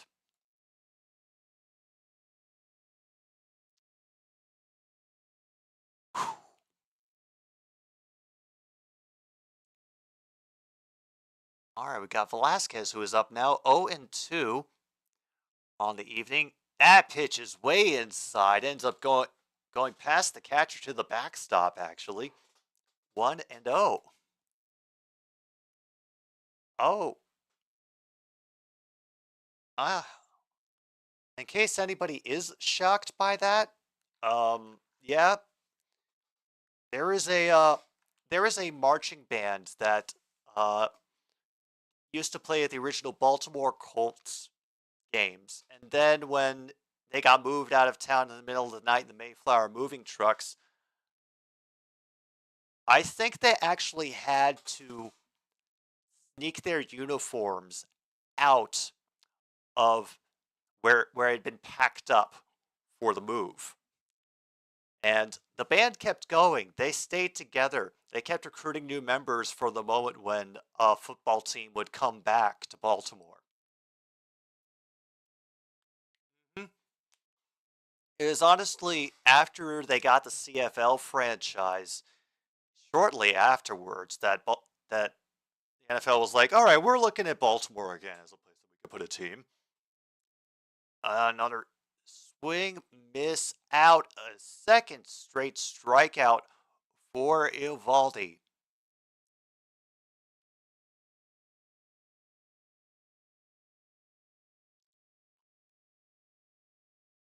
At least Oakland is better than Kansas City, right? Are they better than Kansas City right now? Let's see. The Royals are 18-50, and the where are the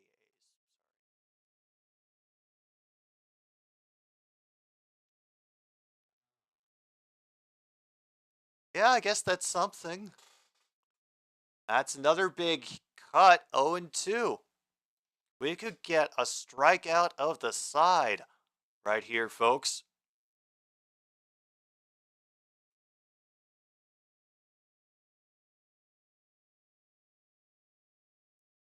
0-2 pitch gets fouled.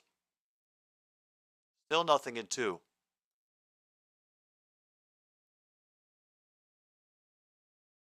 Huh.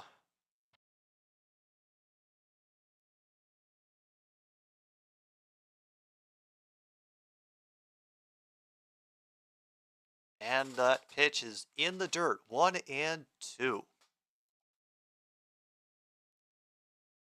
Well, I really haven't paid attention to the Royals much this season. Bobby Witt Jr. and Salvador Perez deserve better than this.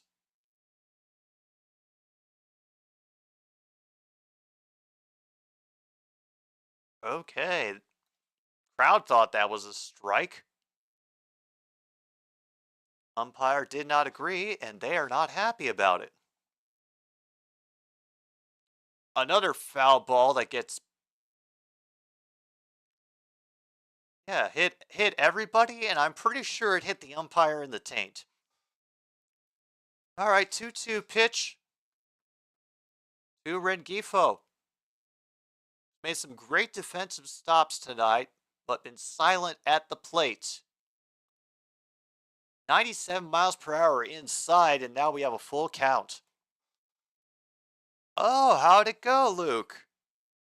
And what was the winning design?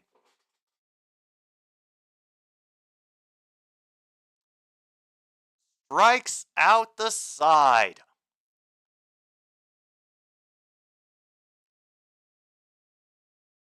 There we go. We move into the middle of the seventh, and everybody sings "Take Me Out to the Ball Game," or "Thank God I'm a Country Boy," or, you know, "Fuck the Pain Away," whatever your stadium is.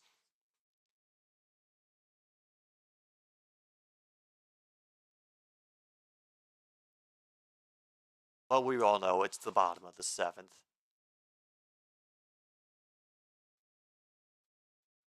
Mm-hmm. Oh yeah, no, the fact that so many people showed up, the NFL they got the NFL's attention.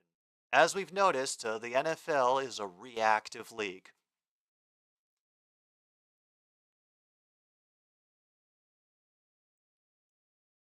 Samurai on the back of his neck and one that was already on his arm reshaded.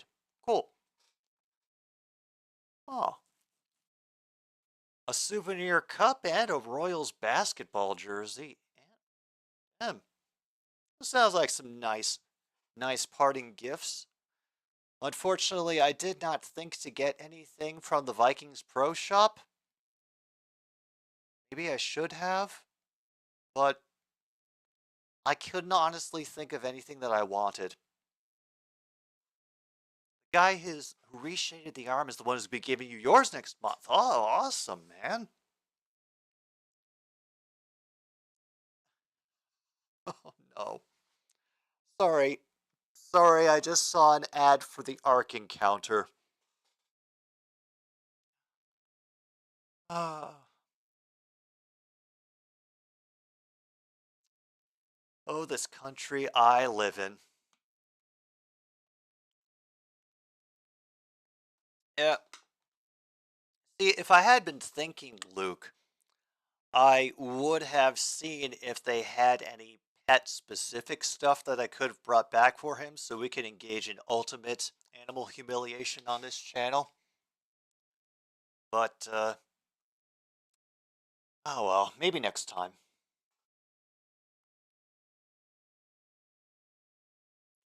Alright, now we have a dude named Jankowski who is, oh wait, no, sorry, Davinsky is now pitching for the Angels out of their bullpen. Jankowski is back up to bat for the Rangers, 1-for-2 tonight.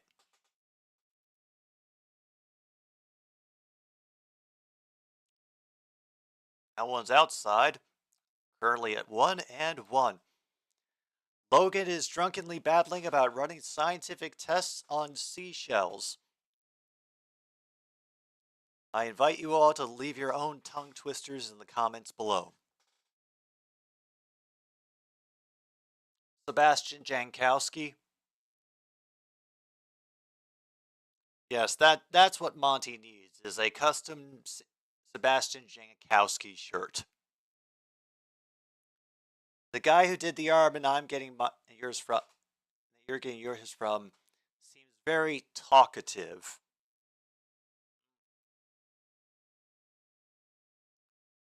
Well, hopefully it like rains penguins or something at the for the first day of the asses, so you have plenty to talk about. We're up to a full count now on Jankowski. Smith is on deck. That's going to be a walk by Davinsky on 5 pitches.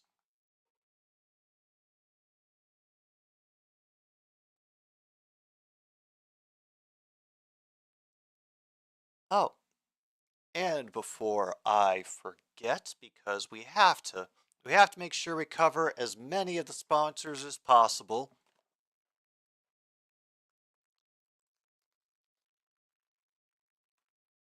Tonight is also brought to you by chicken flavored crackers. Just enough chicken flavoring to make my cat want to eat them out of the box.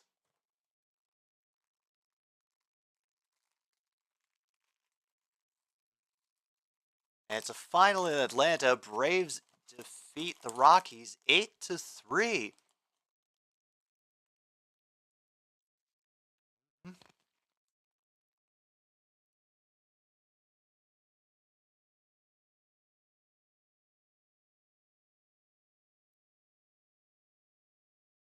All right.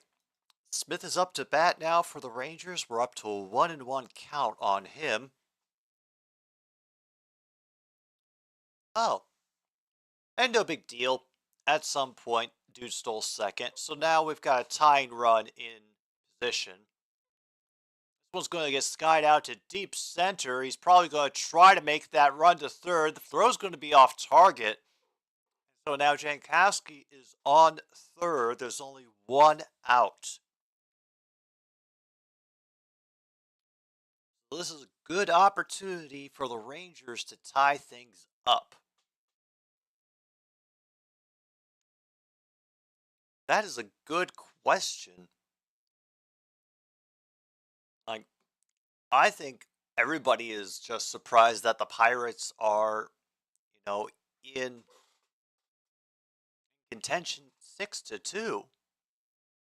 Okay, that was a change. Oh yeah. Oh, that the classic tale as old as time. I tattooed her name. Winona Forever. Get that reference? You are old.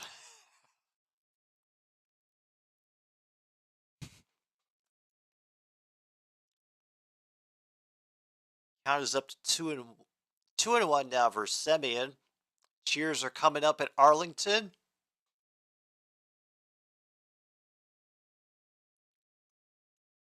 Floats up through the zone. Count is 3-1.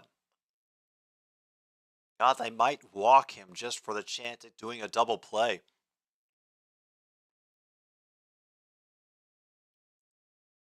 Exactly, Luke. Winona Forever.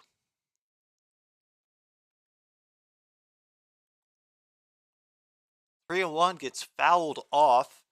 Now full count.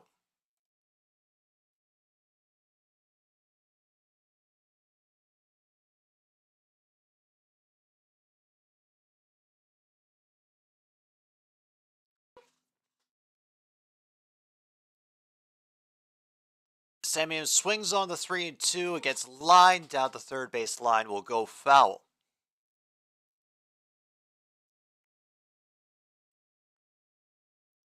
Five runs in the 5th inning.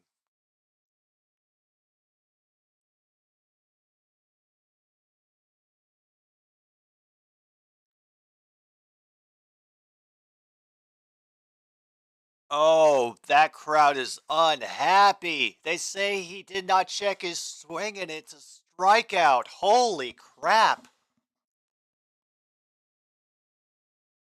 Batter's not happy. Boos are raining down.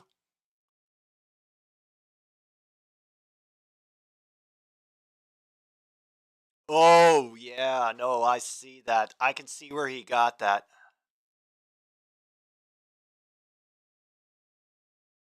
It was enough for the first base umpire, and now we have 2 outs.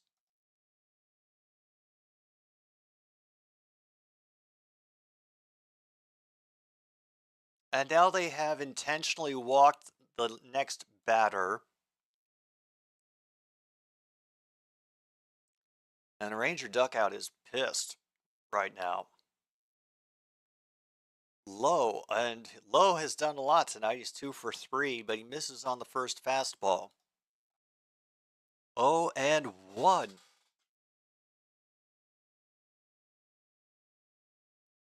Pitch from Davinsky. It will be skied foul. And it's still 0-0 between the Astros and the Nationals at the end of the 7th. Damn. Got a double and a single, has scored a run tonight. Jankowski, the tying run on third base. 0-2.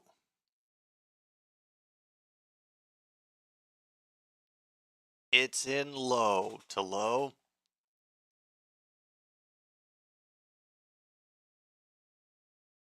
And just like that, we have a stolen base, and now the runners are at second and third.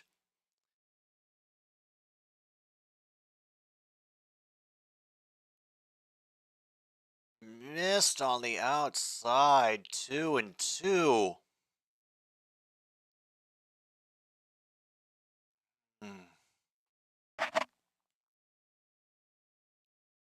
Need one strike on someone who's been hitting very well tonight. Very high and inside. Now full count. All right, Garcia is up next for the Rangers. He's also 2 for 3 tonight. And here come the cheers. People aren't out of their seats quite yet, but we get a couple runs in. That may change things. And that will be on the ground. The inning is over. They will strand 2, and Angels will hold on to the lead. Dang. Whew. And the White Sox-Dodgers game is well underway already? Ooh. Yeah. No, there is, yeah, I don't think there's any other proper sound effect for a White Sox game this year, except for the sad trombone. Oh, by the way, it's 7-5 Guardians over the Padres in the top of the 5th. I'm sure you're all clamoring for information about that. Yep. Tigers managed to pile a few more runs on and handily defeat the Twins 8-4.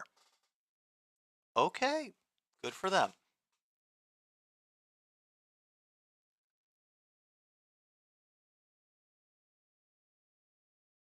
Oh yeah, this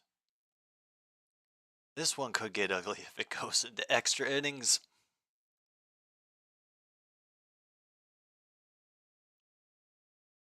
But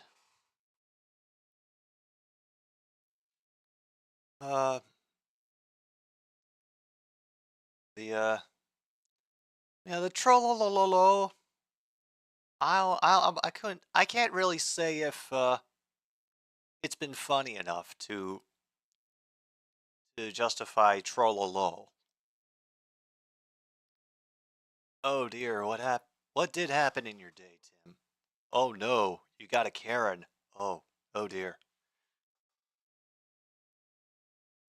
Salvador Perez traded 3 Royals on base last Tuesday. Oh, good for him. Oh my god, that's right. CFL. Calgary 26, Ottawa 15, 2:17 left. The 4th. Nuclear? Alright, well, the Rangers just got tossed for arguing the call. And now the manager has been tossed.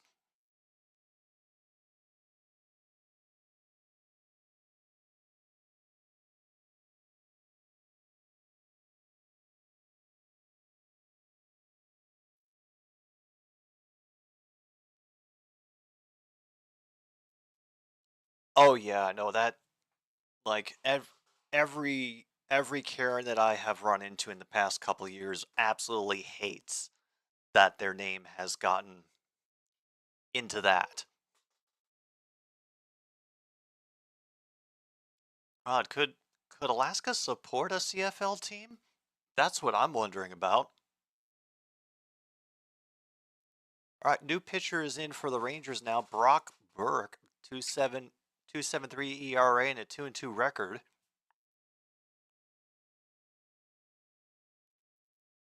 Going against Ward Otani and Trout.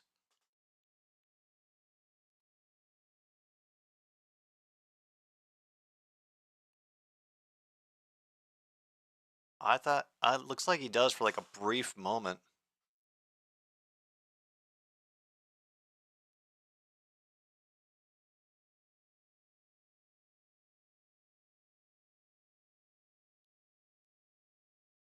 And now we have the guy who replacing him coming in second base, Ezekiel Duran.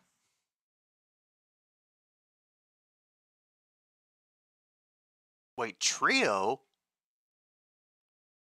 Who else got tossed from the Rangers? Damn. That one is high.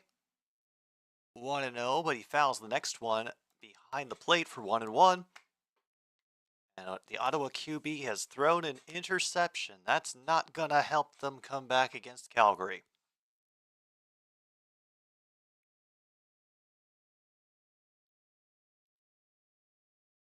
That one's low. 2 balls and 1 strike to Ward. Okay, this may be a dumb question, but I figure I'll ask it anyway, True North. Are interceptions as truly punishing in the CFL, or does the style of play make them easier to deal with?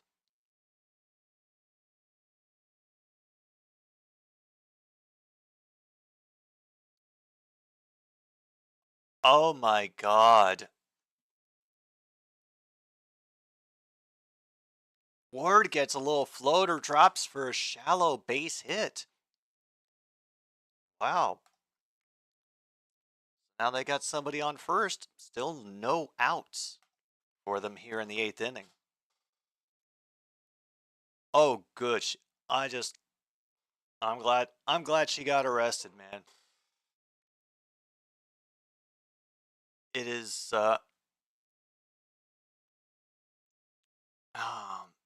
you know what? I'm just going to avoid the rant that I want to go on.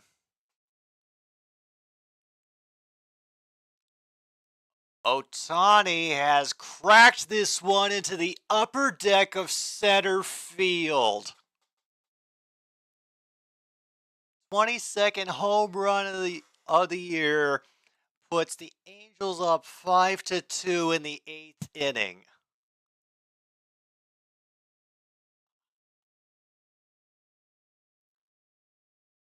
That one goes projected 443 feet, had an exit velocity of 109 miles per hour. Ooh.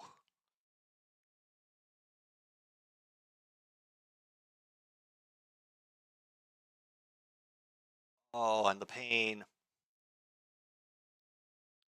Oh, and he's got the helmet on now.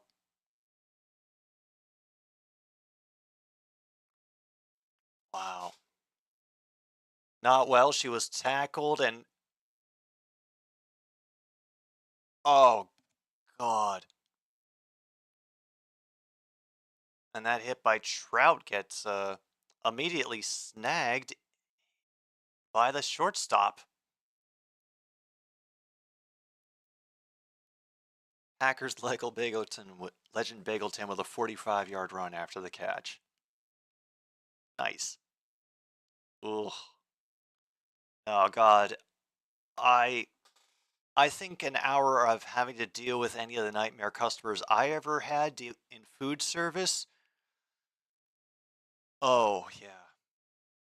I can imagine how you would just be frayed.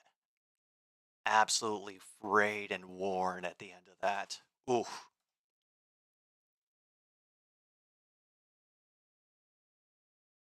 Right now, MKI, he's definitely making, I'd say, quite a splash for himself. And if the Angels can manage to get to the playoffs with him in their lineup, as we have another strikeout.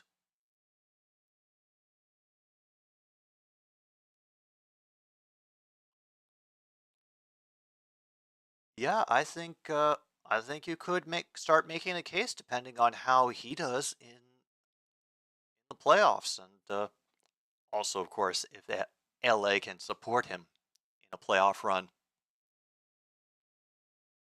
Everybody's going low on the plate, and that first pitch to Jared Walsh is a strike.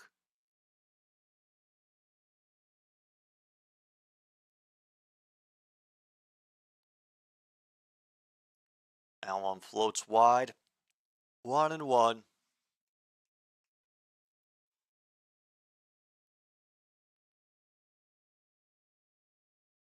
15th pitch from Burke will get cut foul up the first base line by Walsh. 1-2. Oh, an hour break would, yeah, that feels like about a good time to decontaminate from that. Oh.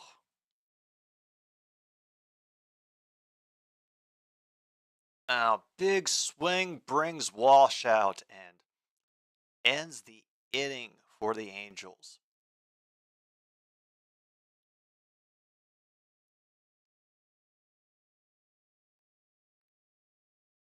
Five runs on 7 hits for the Angels. We're going into the bottom of the 8th soon, and they lead 5-2 over the division leaders in the AL West, the Texas Rangers.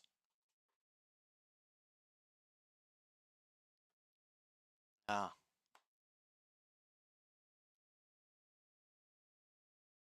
It was at least in the 90s, MKI. He at least got up to the 90s. I don't think he got triple digits. No, I understand, Tim.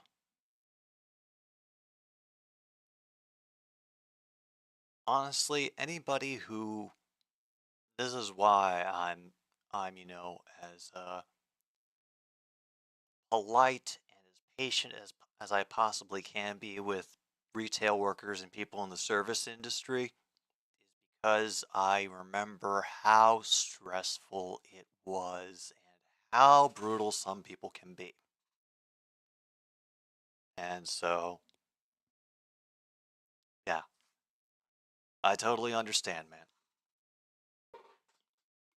Like I still once in a while actually get nightmares about returning to food service. It's uh it's that bad.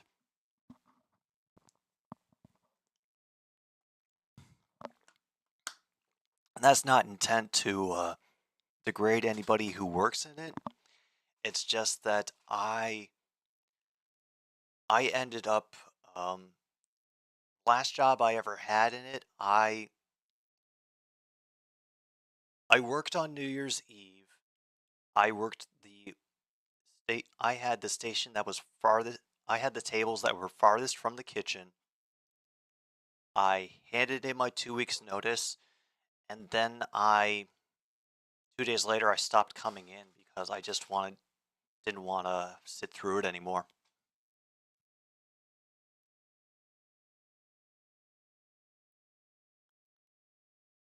Ooh, not your father's root beer. It's a nice one. All right, Jose Soriano is now on the mound for the Angels. Got the count up to 0-2 on Garcia.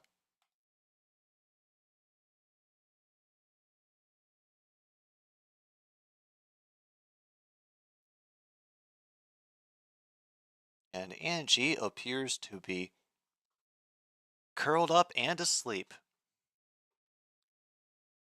Ooh, and a strikeout with a breaking ball. Damn. And that strike was on a look.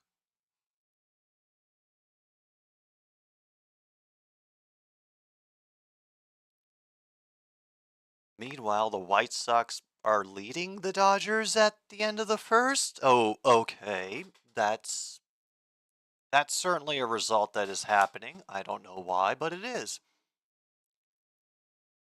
A quick 0-2 count now on Heim. A heater from Soriano, 99 miles per hour on that last pitch.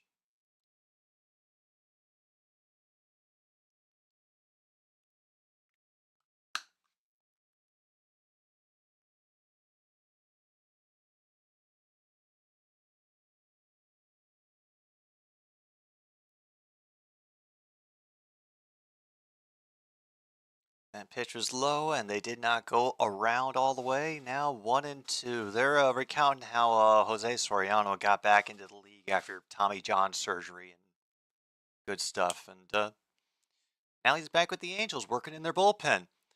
Another grounder to the second baseman who has been busy tonight against all left-handers. Has an easy toss to first for the second out of the inning. Oh, that's right. We're in Arlington, so we will have to go to the bottom of the ninth. Hooray. And it is still 0-0 between Washington and Houston in the bottom of the eighth. Perfect. Absolutely perfect.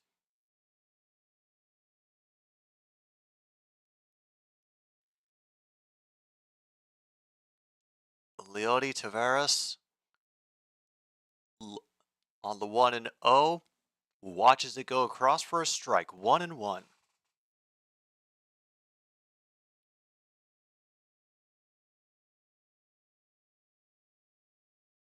Now we'll get fouled back now. 1-2. Yeah, I know. More Jim B is best Jim B. And, you know, I wouldn't put it out of the realm of possibility that Texas makes a comeback in the bottom of the ninth. Big chase on that one. It gets dropped, but an easy throw to first base. 1, 2, 3 go the outs. Meanwhile, we head to the ninth. Angels could possibly get a little bit more insurance to make the Rangers have to work just that much harder to get this game back. Yeah, 36 slots is good enough, Luke. Absolutely. And since it is the ninth inning. Oh, damn. That must have been from the last time that I streamed when we ended up going into damn extra innings and I kept having to change around the inning numbers.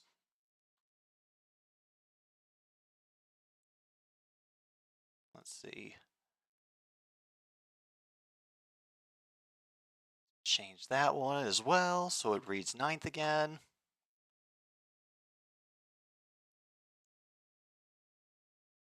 All right. I'm accurate now.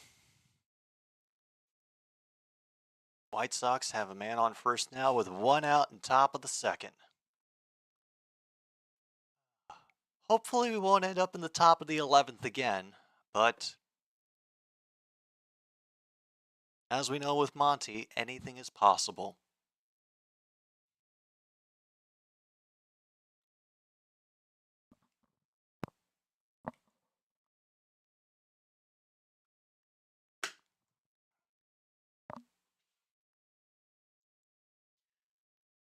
Oh, I'm sure there are plenty of jokes to be made while people are watching this stream. I've just had to get myself to the point where I don't worry so much about how the words fall out of my mouth.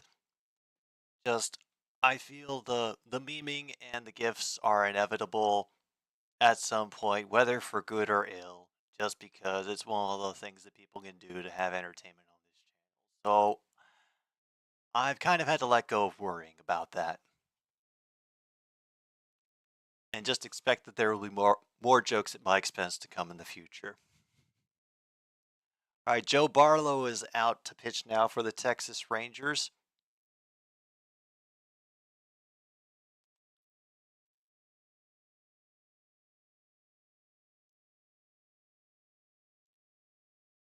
And there's Moniak is now up. He actually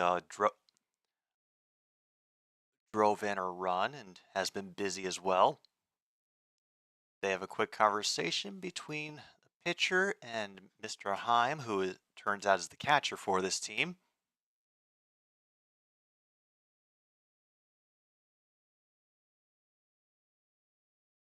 How many runs do the Angels need for pizza?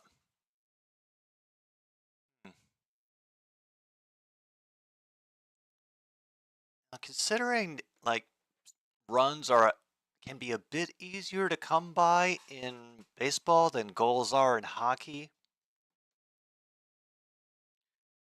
I would say 10 runs. 10 runs by a baseball team should be pizza worthy. And now the Ottawa Senators sale has been approved and confirmed by the NHL. Well, I hope it goes well for them as that hit gets ripped into the gap in right center. Center fielder is quick to field it and limit Moniak to one base. All right. Barlow's got a more difficult situation now to work with. Here in the top of the ninth. Who is this mysterious batter that is up next? I believe that's... Oh, it's Wallach. He is one of the guys. He had a solo home run earlier in the evening. This one, unfortunately, is going to get skied to shallow right. Right on the border of the dirt.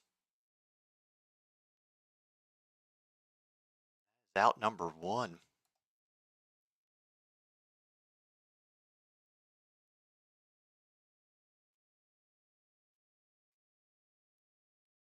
Snoop Dogg now co-owns the Senators.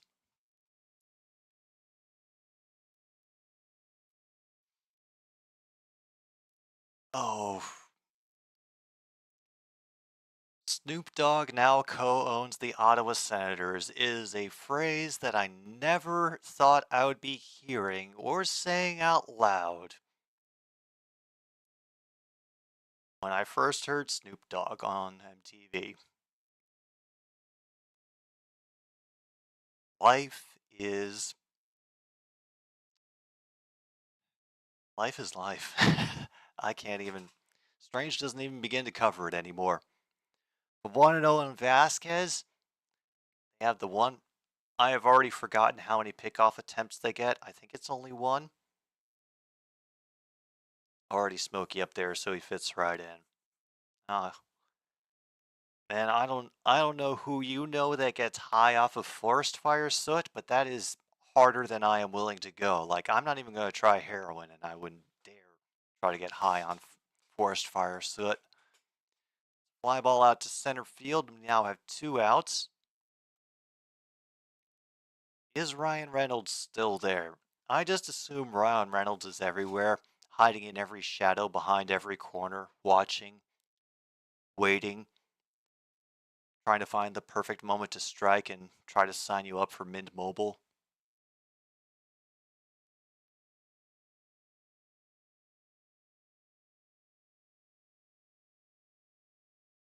We start with a called strike to Mr. Rengifo.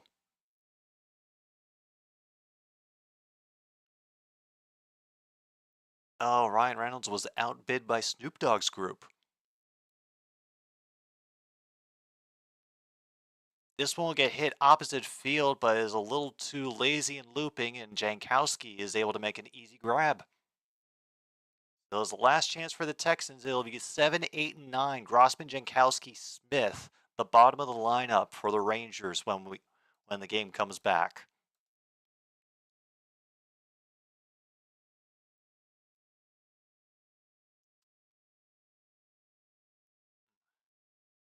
I do not remember the brief but weird time it was Snoop Lion instead of Snoop Dogg. Oh, you say Snoop Dogg was not the successful bidder? The Snoop Dogg group was not the successful bidder. Huh.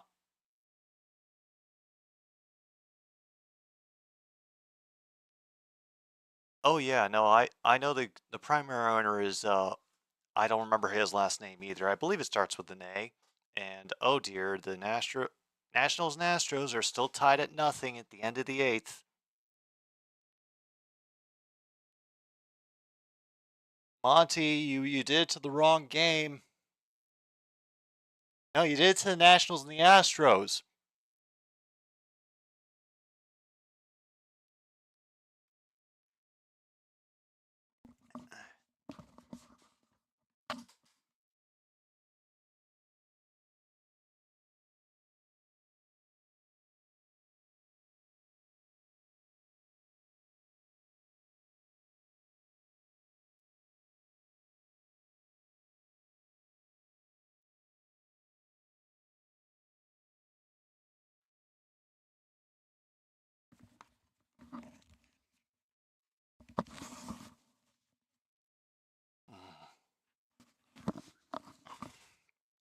All right, Monty.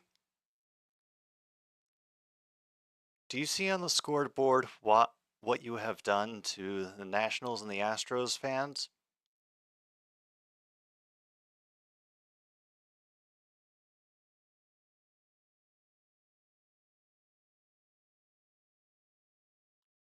Monty knows, and Monty does not care.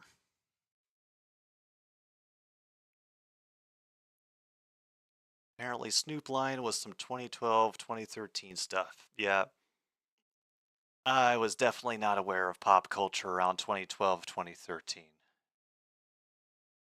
Oh, that and Monty's arrival woke Angie right the hell up.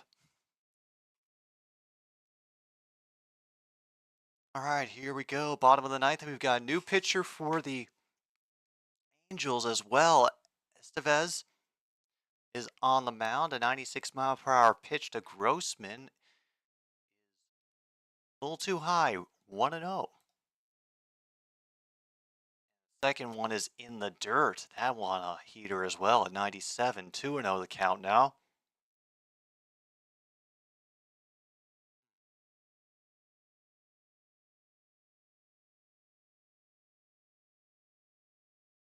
Meanwhile, that one will get fouled down the first base line. Now at a 2-1 count for Grossman, who is 0-3 on the night. Good opportunity to change that. Get your team back in it, man. If only so that Monty can get overtime in the proper games so that people can laugh at my pain. That one's a little too high. Getting some control issues with Estevez in the start. The 3-1 count now to Grossman. Holy crap, the Nationals scored.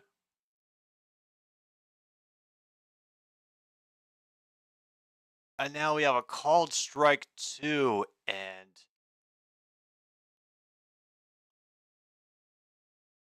oh. And the announcers think that the umpires are just trying to get out early for dinner. Meanwhile, the ball four has been issued. It is a walk.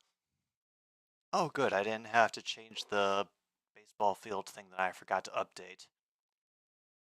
That should be my project for Sunday is fixing my workflow for this. Also, the Lions have turned away Hard Knocks. Yeah.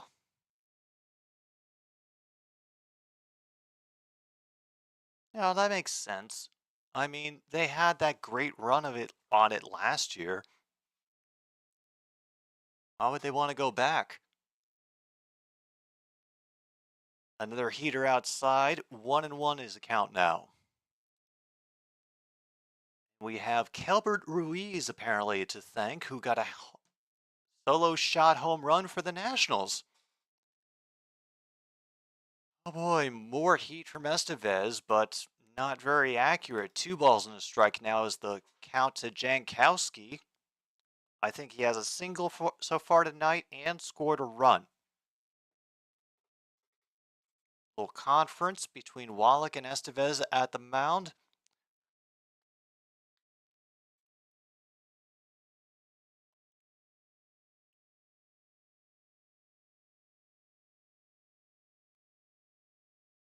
They're whooping up the crowd now, trying to get them back into it.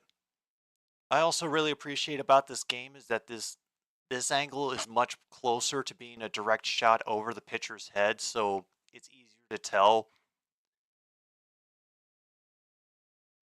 Boy, Jankowski's got 3-1 now. But yeah, the strike zones make a little bit more sense the way they're looking at this one.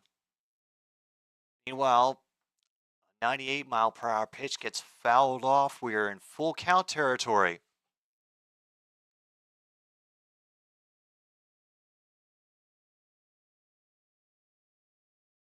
All right, Estevez has got his pitch. And is on the outside. It is a second straight walk for Estevez. Batters now on first and second.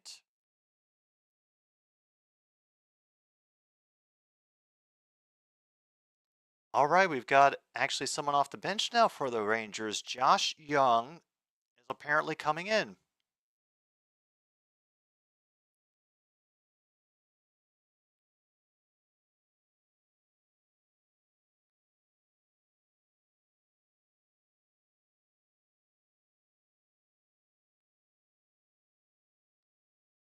Josh Young, a 283 average for the season, has 13 home runs and 40 RBIs. Okay. All right. Monty may get his wish after all.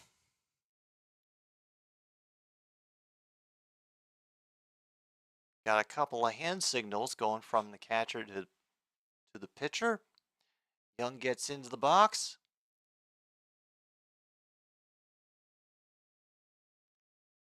Get a warning from the umpire about getting eye contact from the batter before getting set to pitch. He looks back at the second, and that one's in the dirt. Nearly gets missed. 1-0 now is the count.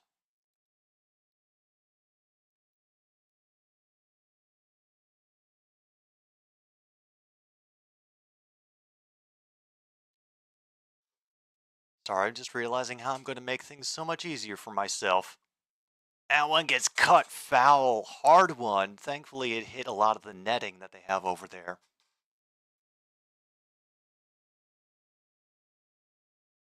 Oh yeah, if he hits a home run there, yeah, we are going to overtime.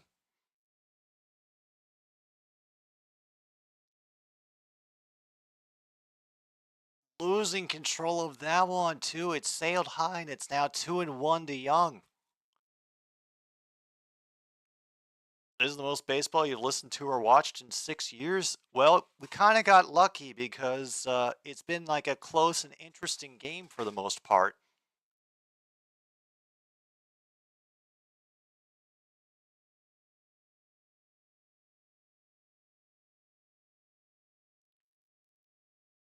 All right, Estevez has to recenter himself. And gets a heater on the inside that Young cuts at 2-2 now. Ooh.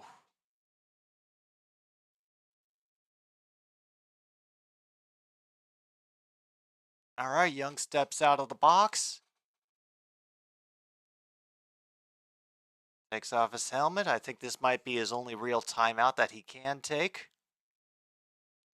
Runners on first and second. No outs, bottom of the ninth. Texas is down by 3 to Los Angeles. They desperately need something to stay in this game. 2-2 delivery gets fouled off down the first base line.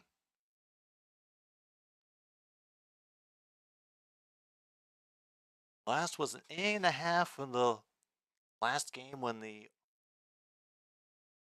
who won the World Series in 2018? Was that the Royals? Another one gets skied out by Young. A lot of heat getting thrown at Young, and he wants to protect that plate.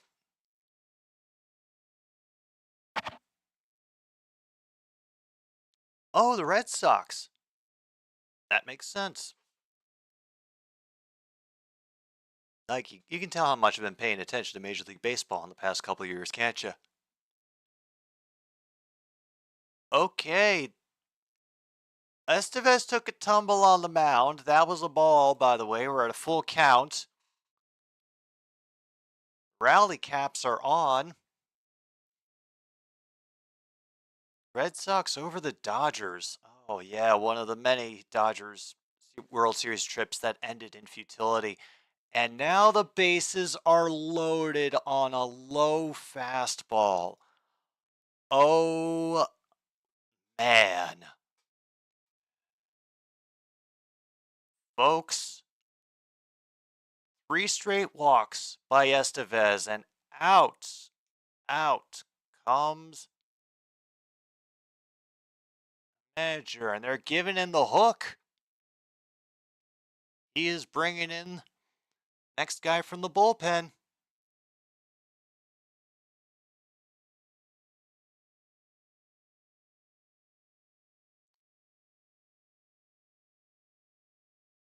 Jacob Webb is coming out. Honestly, I think that is what you would describe this as walk-off, if it happens. Skeletor had a normal body with a skull head. So why was he called Skeletor?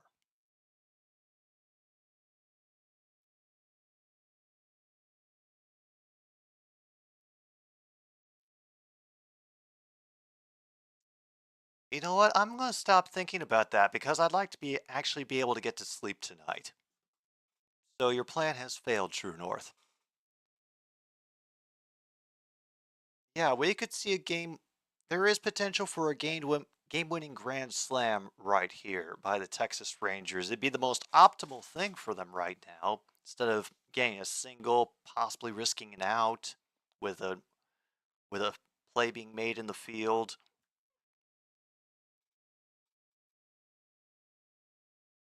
Yeah, I think if they had to choose, they would take the home run.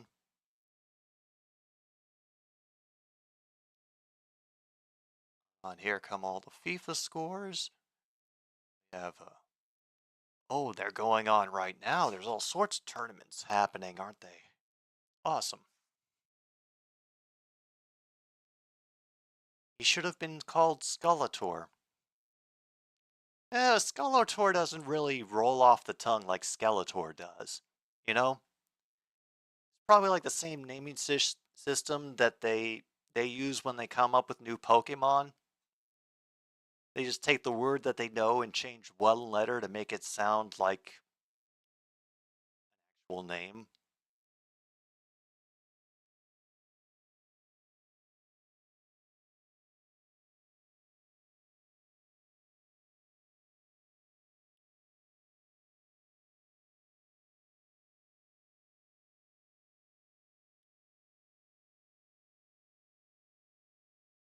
One more time. One more time.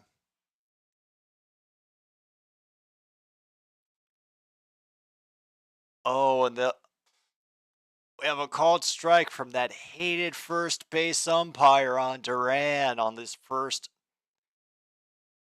Oh. Oh, yes, the World Juniors are coming. And as well as the NHL draft is going to be coming up soon. Is it too much to hope that Chicago doesn't take Connor Bedard? All right, we're at a 1-1, 1-1 count now. This one will get popped up foul. Walsh gets the catch, holds everybody. That is an out. Number 1.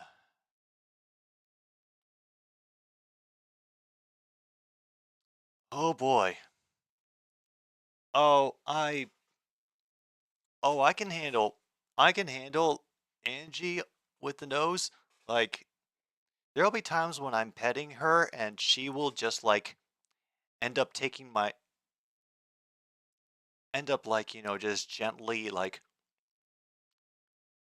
taking my finger into her mouth, you know? Sometimes it'll just be like up against closed teeth. 2-0 count, by the way.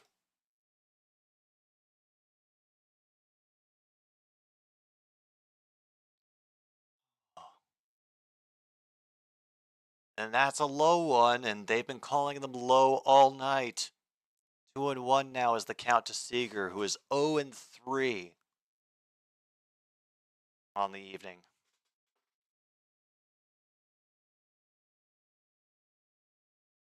And the 2-1 gets fouled back by Seager. Now 2-2. I figured that that was Puerto Rico.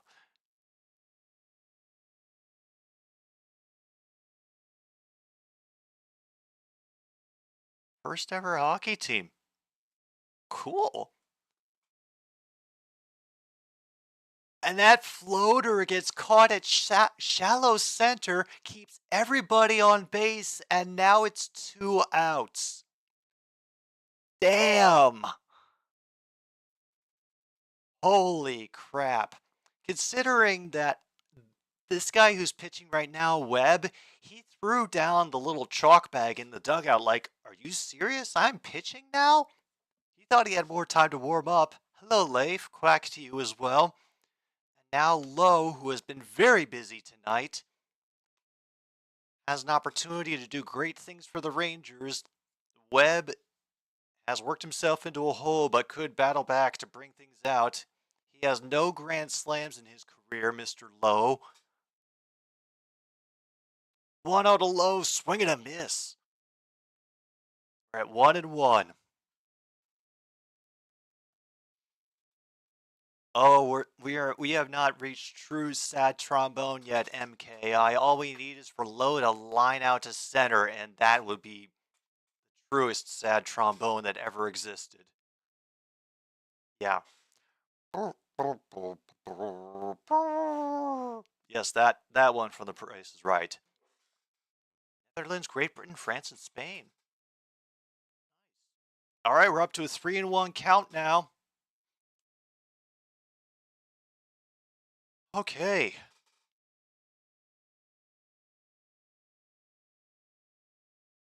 Garcia's on deck, and they challenged him on the outside and got him looking. 3-2 now, full count. Now Lowe must defend the plate.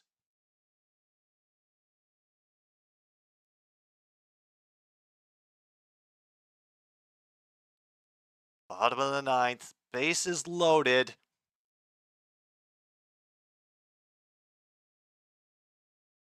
Oh no, inside ball 4. They thought it was a strike.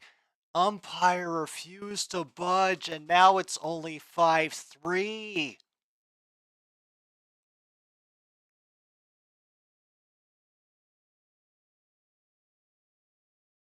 Oh man, they beat out Nigeria to get in. Algeria, sorry.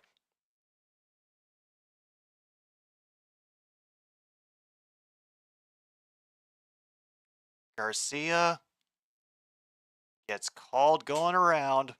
Ball 1. All right, they have walked 1 run in. Don't want to do the. Don't make that the way they score every run this inning. 0-1 gets fouled back. 0-2. 0-2 now. Last strike now for the Texas Rangers.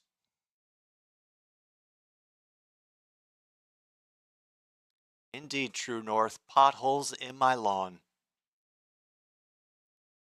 Defending the plate, Garcia fouls that one back again. Still 0-2.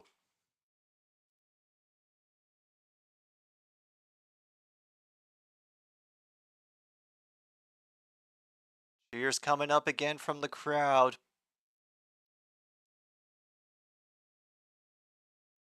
The big opportunity for Garcia. And he gets him swinging to end the game.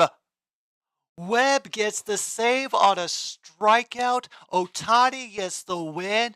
And Los Angeles, the Angels, beat the Rangers 5-3.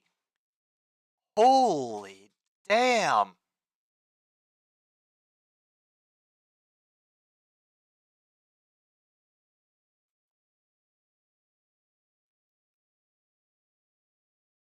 And now they are only 4.5 games back of the Rangers in the AL West. Holy crap. All right. Well, I can't say for sure whether they will make it, but they certainly put on an entertaining game, the Los Angeles Angels do. Yes.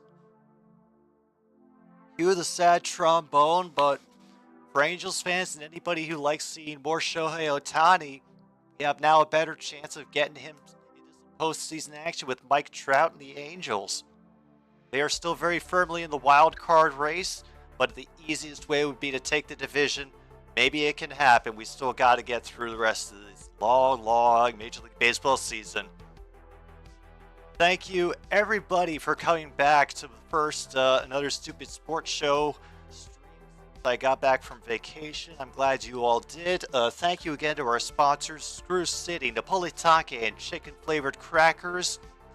I will see you all tomorrow afternoon at 4 p.m. for Ass Talk. Take care of yourselves. This is MB 1069 Click FM. Good night, Milwaukee, wherever you are.